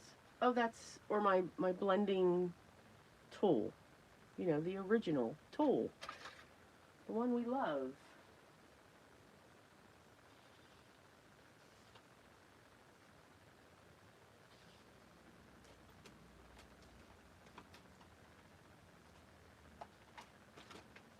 All right, we'll have to find that. So we're just going to use this.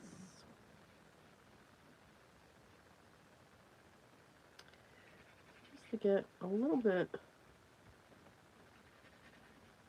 something in the background. Yeah. All right, we'll let that one go because I'll never be able to line that back up.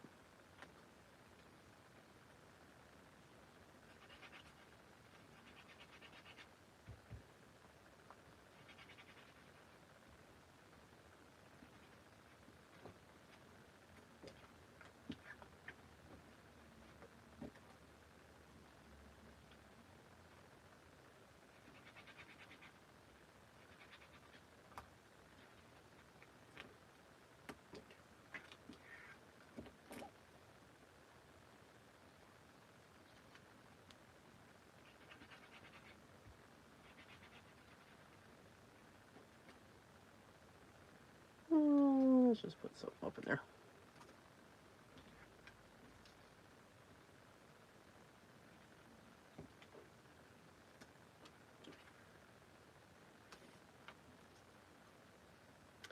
So your stencils will just fill in your gaps. Again, and it's just to get texture to the back.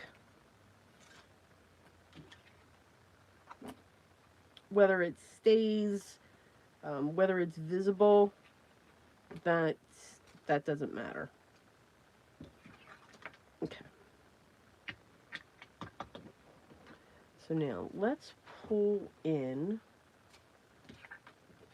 our snowflakes.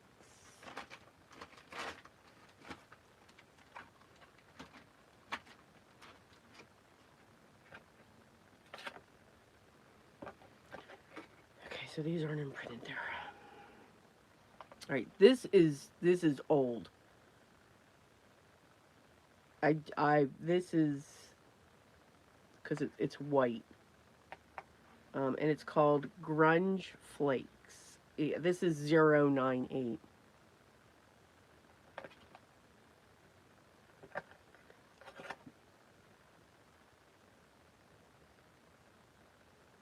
All right, and we're gonna do the same technique that we did before.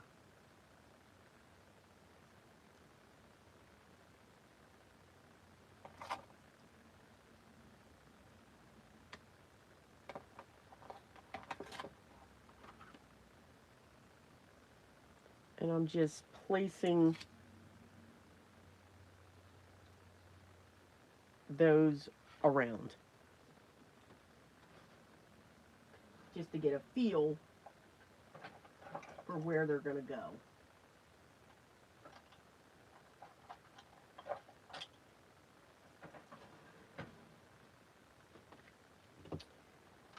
So I am going to pull in, okay, I can close these now.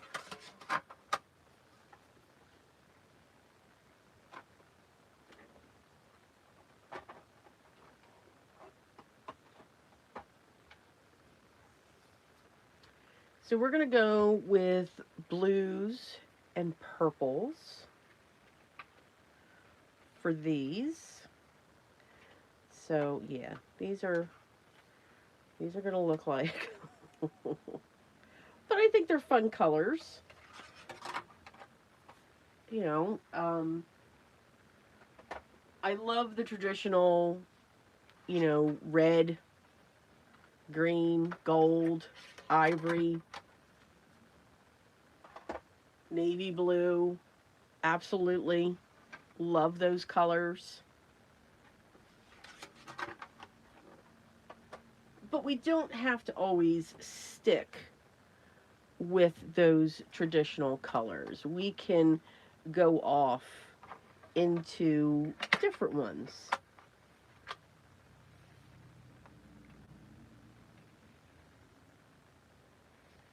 Oh, thank you, Rita. Have a great one.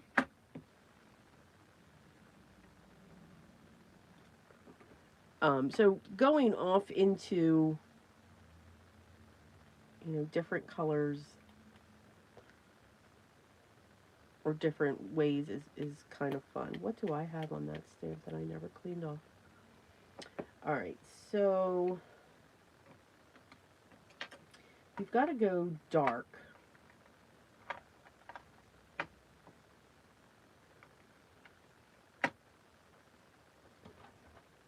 Because that background's just a little darker than what I thought.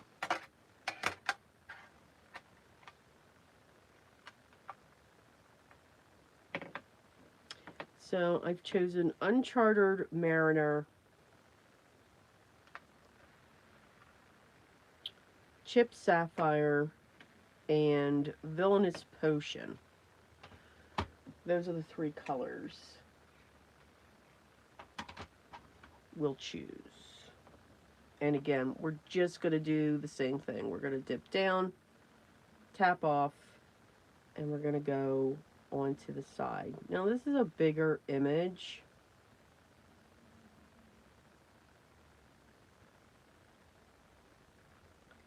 So the pigment will, and you can see we're getting pigment on there, but you can tell it's dragging. So that I will definitely spritz this.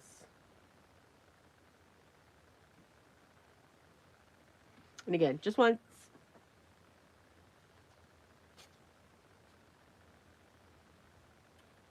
If my sprayer works.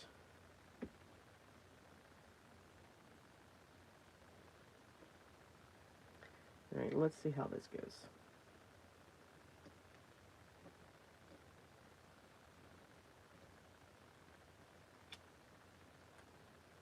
Oh, I like it. Okay. Yeah. Jeez. But I don't think we need to... I do want to add more.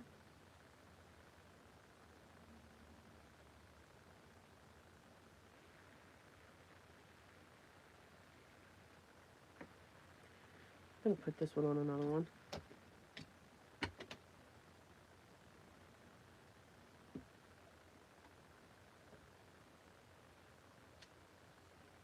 Oh, I like that one better. Although they both look great.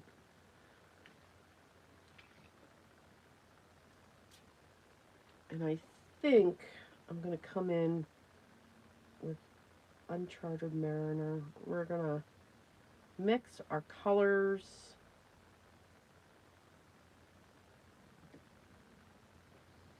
And have fun with it. I'm going to have fun with this one stamp, I think.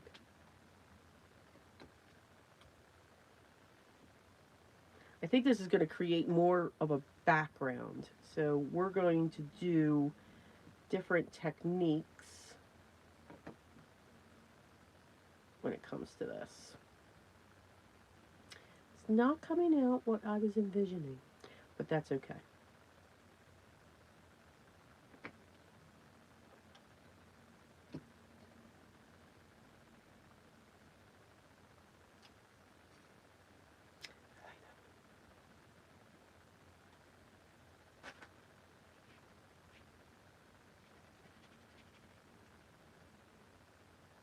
All right, let's get a different stamp.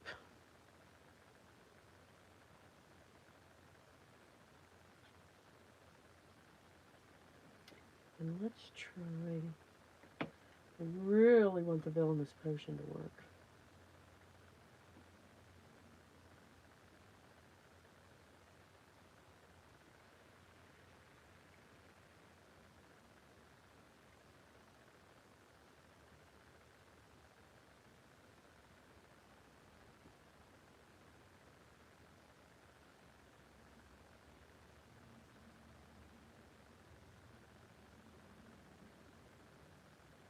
Okay, I'm just making sure there's a lot of pigment that's going down. This is a bigger stamp. Spritz once.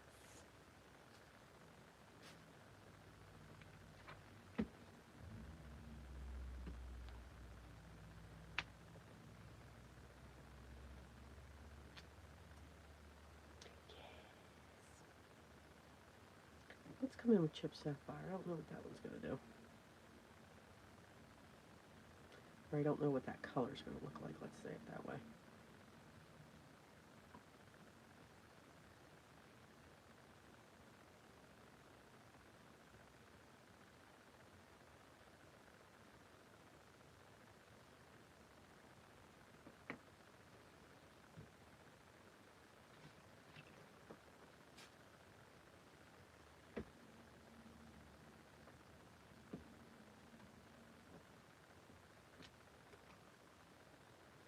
Oh, yeah. Although that color's really close, although it's more blue. So, okay. But you do need dark colors, only because I did make the background a little dark. That's okay, because we are going to do something, and I just need one more for that one.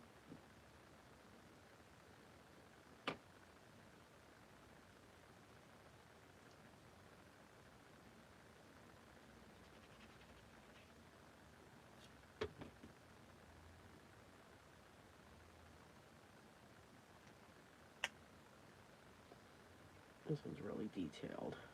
I don't know if much is going to come up on this one.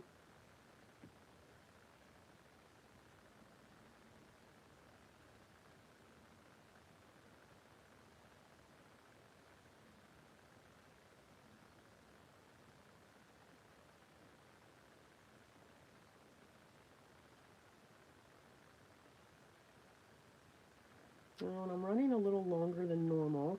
Sorry.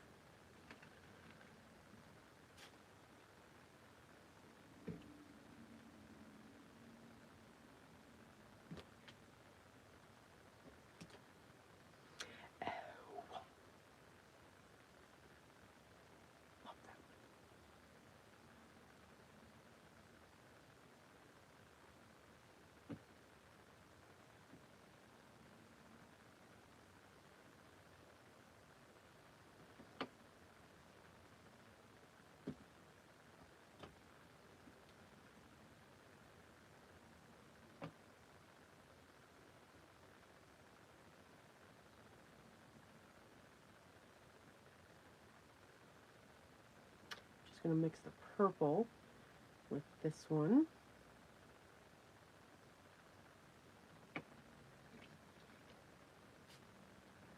Don't know how much it's going to show up, but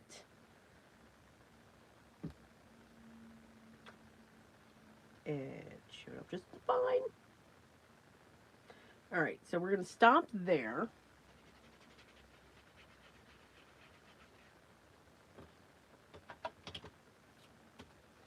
And with the smaller ones, now I don't know how well this is going to work.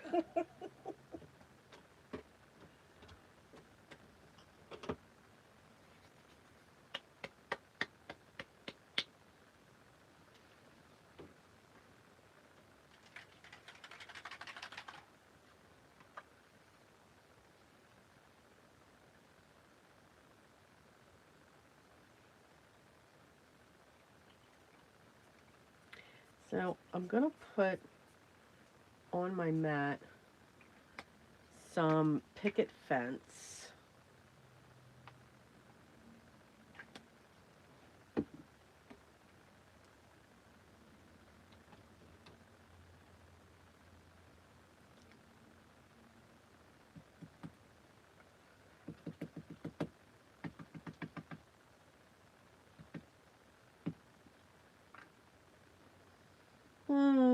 No, it didn't work unless I got the wrong stamp.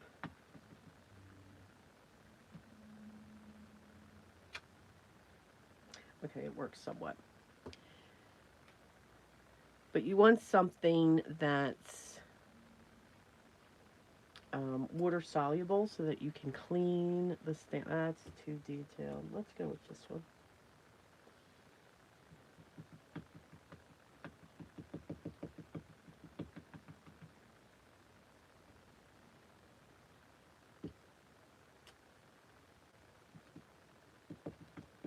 And this one you need kind of a more solid stamp.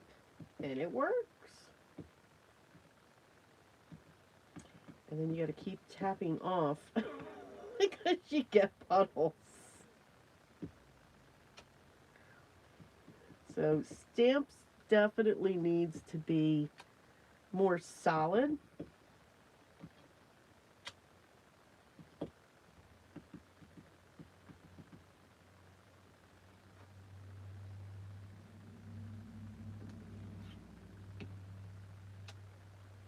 So that you can get the impression of the image. And, you know, don't forget to turn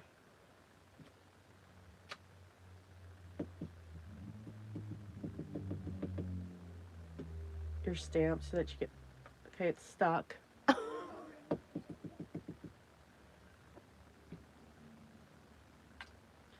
And again, it's because this is reactive, it may also go right back into the thing. So we've just got this mixed media of snowflakes in the background. Now we just need those to dry just a little bit. So I am going to keep those snowflakes close by because we are going to do something else, and you can see all of the colors that were coming out. And I can put these back away. And just remember, if you're putting them back when they're still wet, you want to make sure that you keep the lids off. It's water. You want to make sure that they're completely dry before you close them up. Now let's pull in, because we're going to slowly wrap up.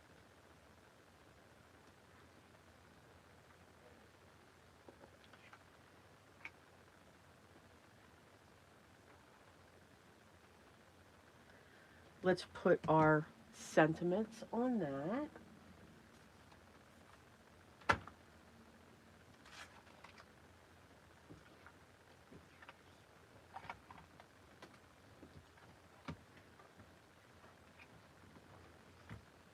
Golfing? Yeah, me and Chris. Yes. We're playing Chris.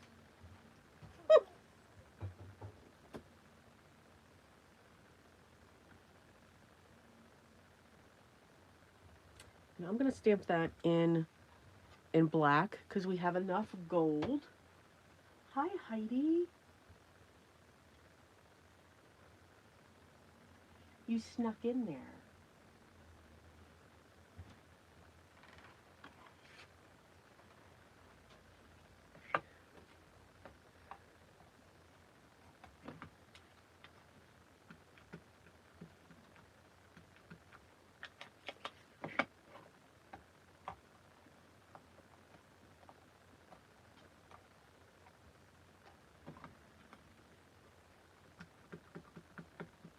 And even though you've got that background going on there, it doesn't mean that you can't see it. Absolutely you can. Now, you could have embossed that, but I just thought that there was enough gold going on there already.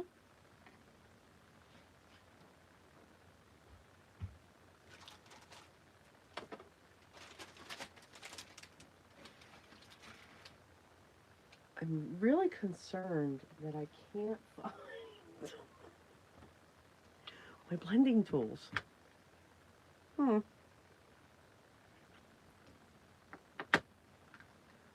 That's not a good thing.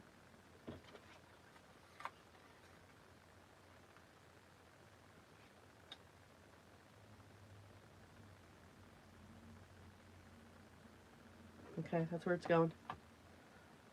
Because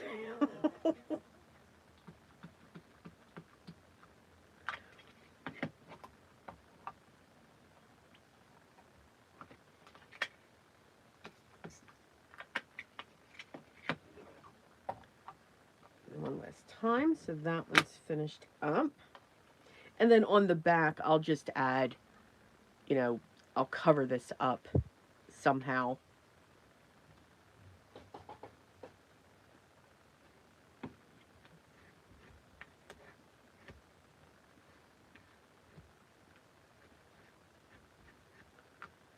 All right, that can go back on there.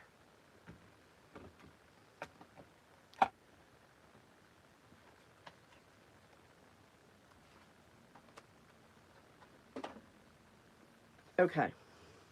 Now, yeah, so I kind of did lose. They kind of turned the colors, and that's okay.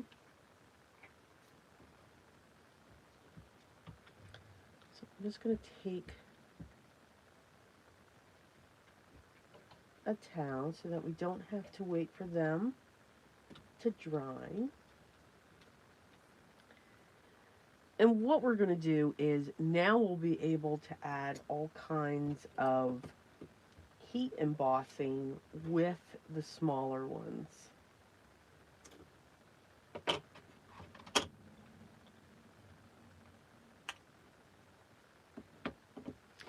And we're going to use both silver and gold.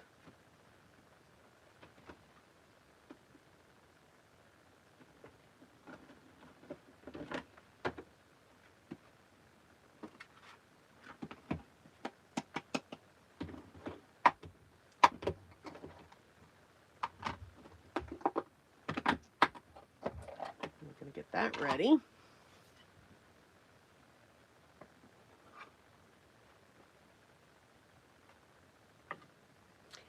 And these areas here with the white may still be wet, but that's okay.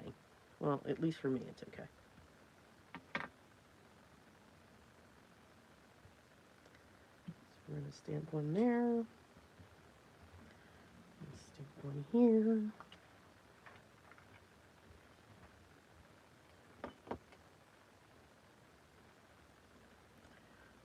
Stamp one there. Do one here.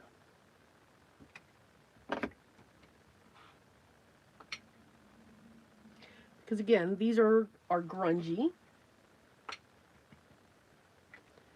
So there could be a spot that might still be damp. And you can tell there is. So there's some areas depending upon how I pressed the stamp, how I did that. We're going to get these weird edges. Now, if you don't like those weird edges, all you have to do is just grab a dry brush and just swipe it away.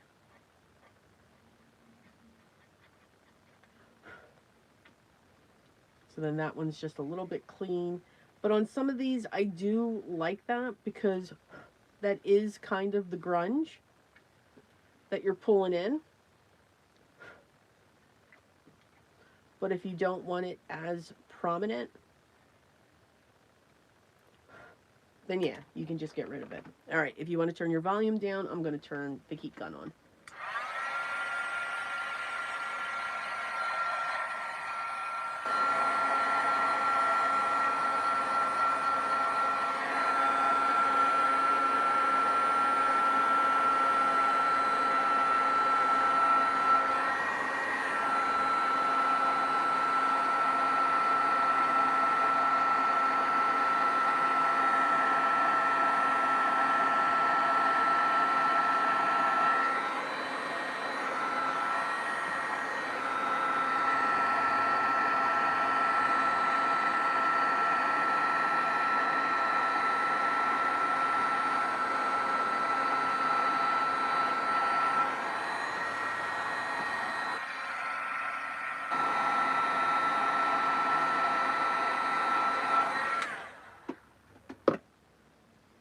That's our first one.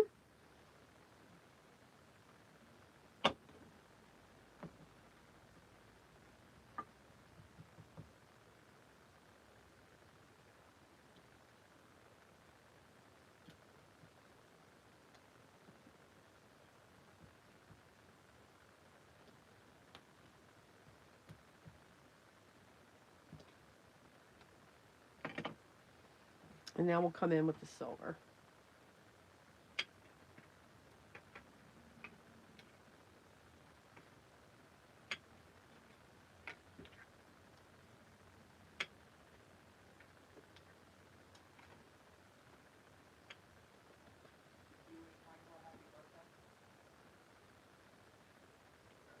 Not yet.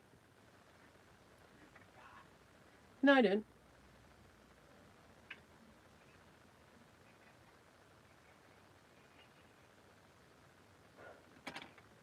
I was just talking to my husband.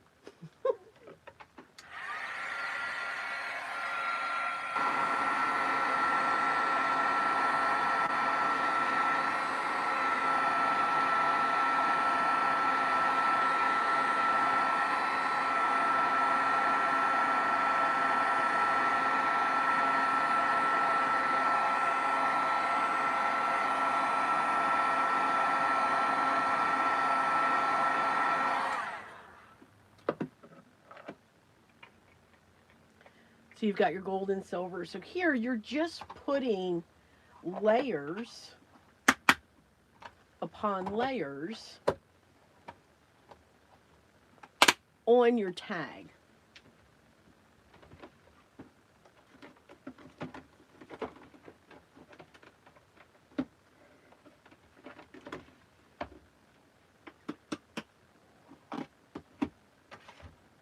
And it's still staying, you know, it's staying flat.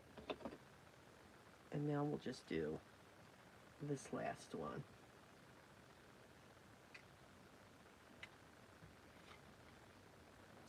And this one's going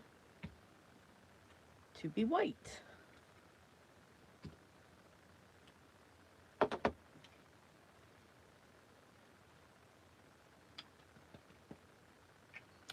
I must be, which I don't think I am, but obviously I am, putting a lot of pressure down. Unless I'm really wiggling it, and I just don't know it. Or maybe it's just, I think it's just this one stamp.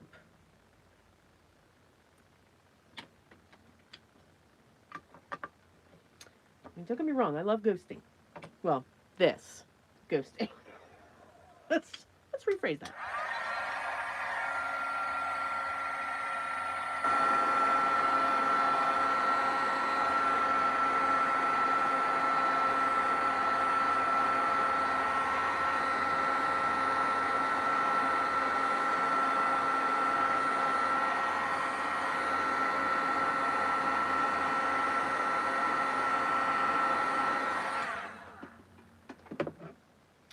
Alright, so that's all of the heat gun.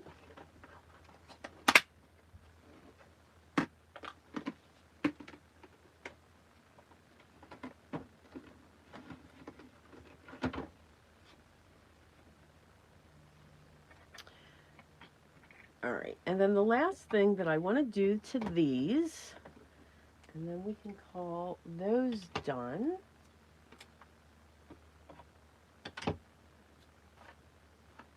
Need to get them up on my holder or else I'll lose them.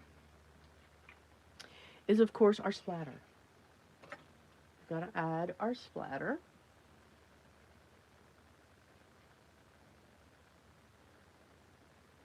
And I think actually I need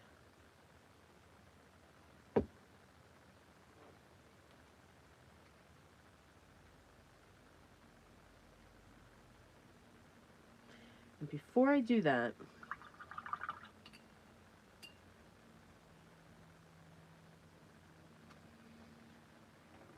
I do want to go around the edge. I know I have it here with Uncharted Mariner.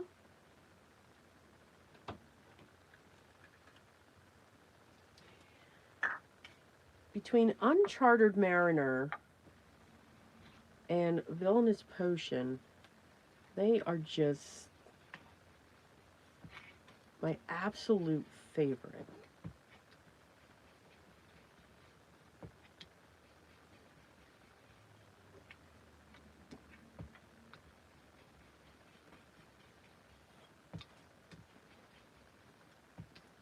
And then the third one would be Lumberjack Plaid, because that is just a true, for me, my opinion, true red.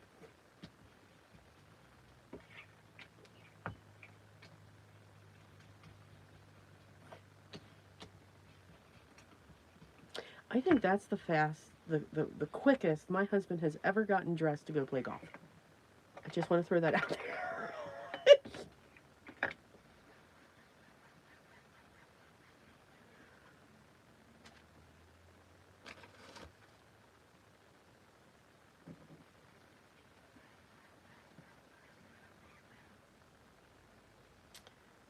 All right, and we just need a cloth.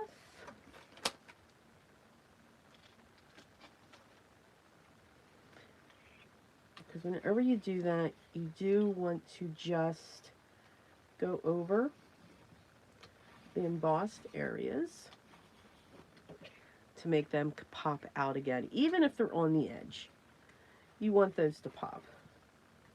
You still want those to stand out. So you just need a dry cloth, and you can see it just comes right off.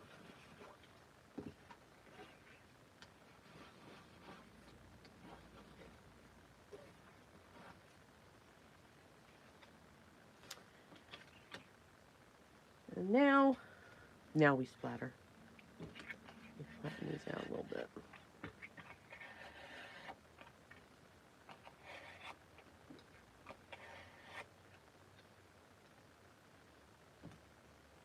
So they don't look as much as Frozen,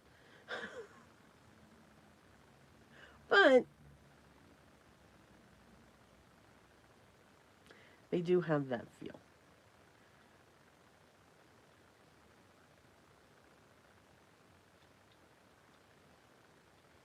And the splatters are just going to come into town on this. They will go back, because again, everything reacts to this.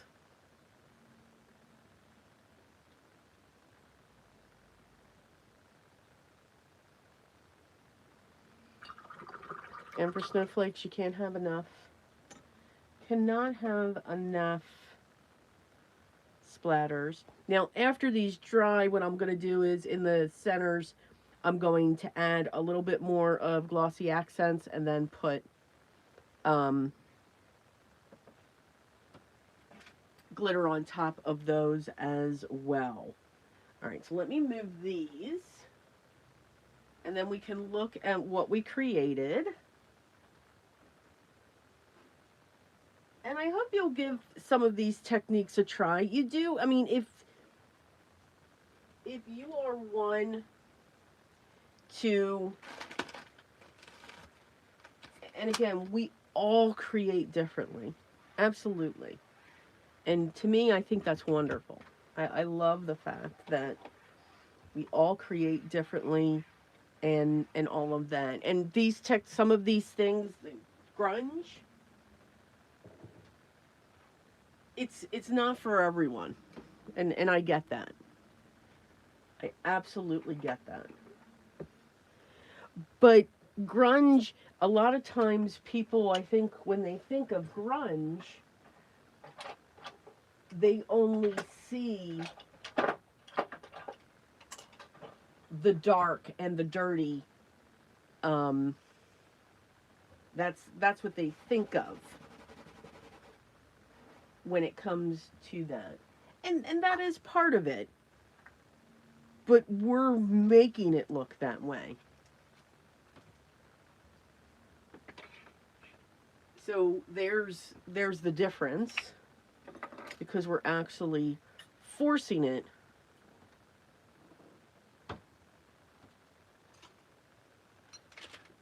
to turn out that way. You can have a light grunge. It doesn't have to be a dark, deep grunge when it comes to that. So just something to think about, something to try when it comes to something different. Maybe this would be your something different when you're creating. So I want to get this out. That's why I'm kind of sort of cleaning up here. All right.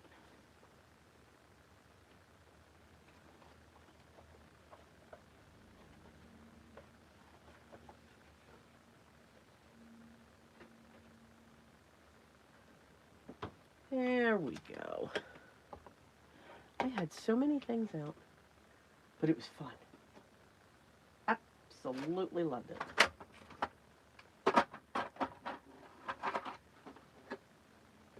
All right.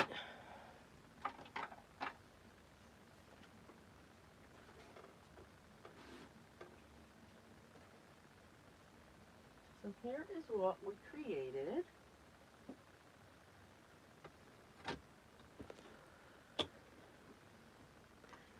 So this one, just collage. And you can put two separate tags together. Prop one up.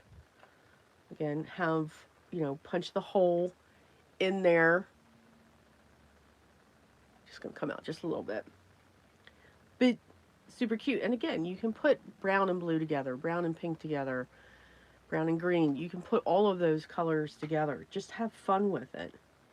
This is the first one that we did, so we can see that crackle. I really do wish that the opaque wasn't done. So what I might do on this is just go around it with some like white gesso, just to get some white going around it. And you can see how the splatters, they dry back.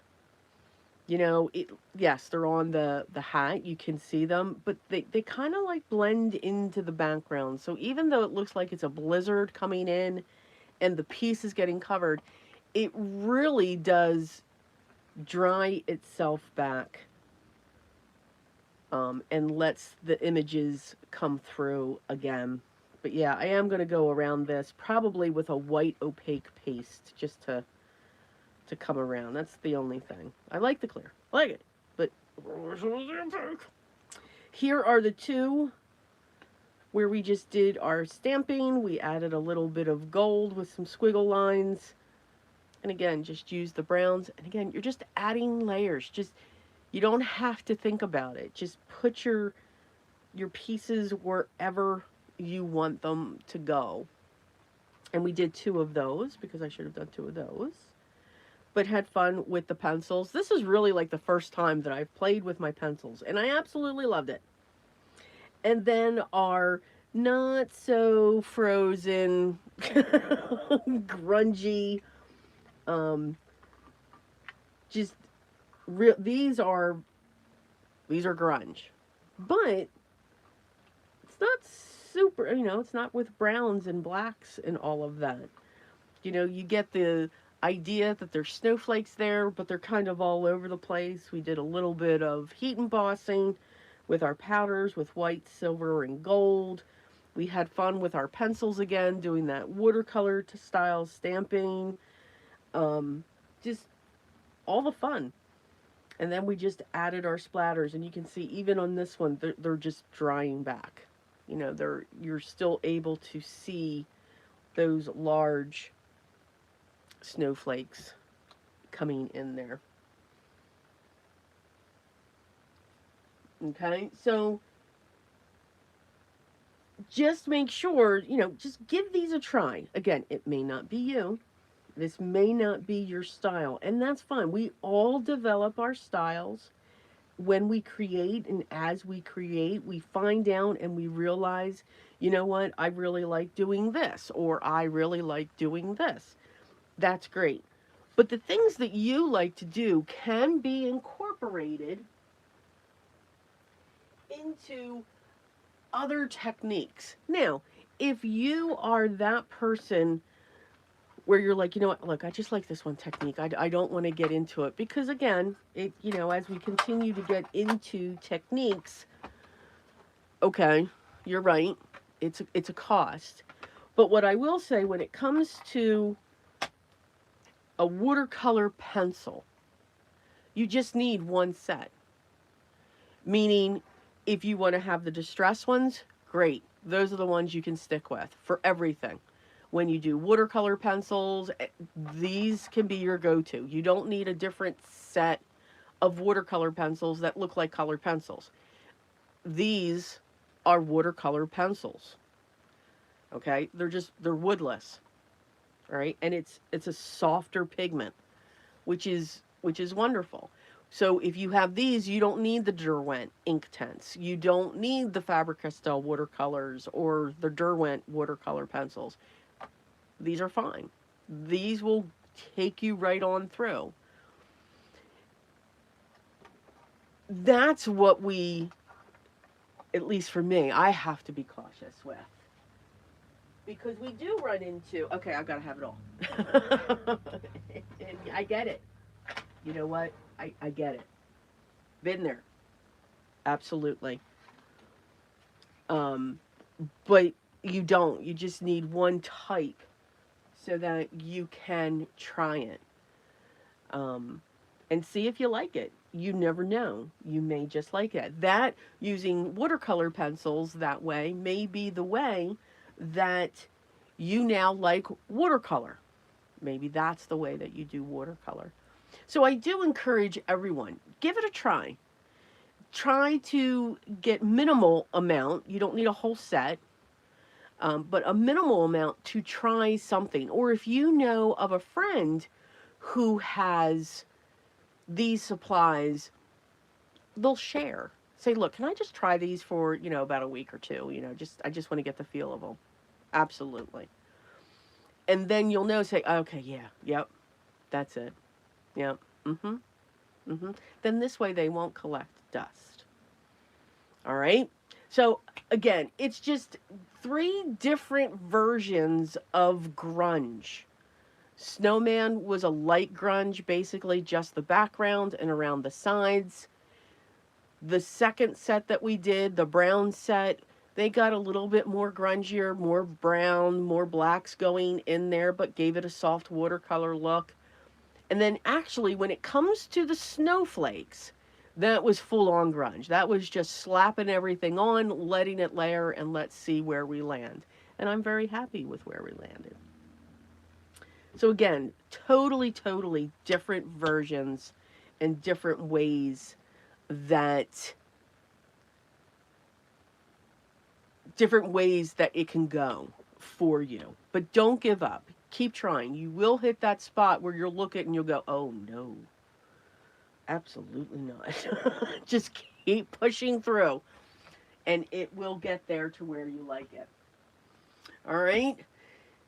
I hope you enjoyed today. Next Sunday is it's right now it's a possibility that I may have to cancel. I'm gonna try not to.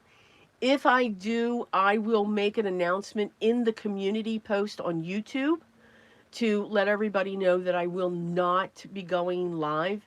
If you don't see a post, that means I will be going live, and that'll be after the Thanksgiving holiday. So just know that. It's just up in the air. I've got the final things to do for the showcase, and I'm really in a good spot, but I just want to make sure, because when I hit that final week after Thanksgiving, I just want to make sure that everything's being put to better. I got to package and do all of that fun stuff. And then I've got the charity stuff that I've got to get done.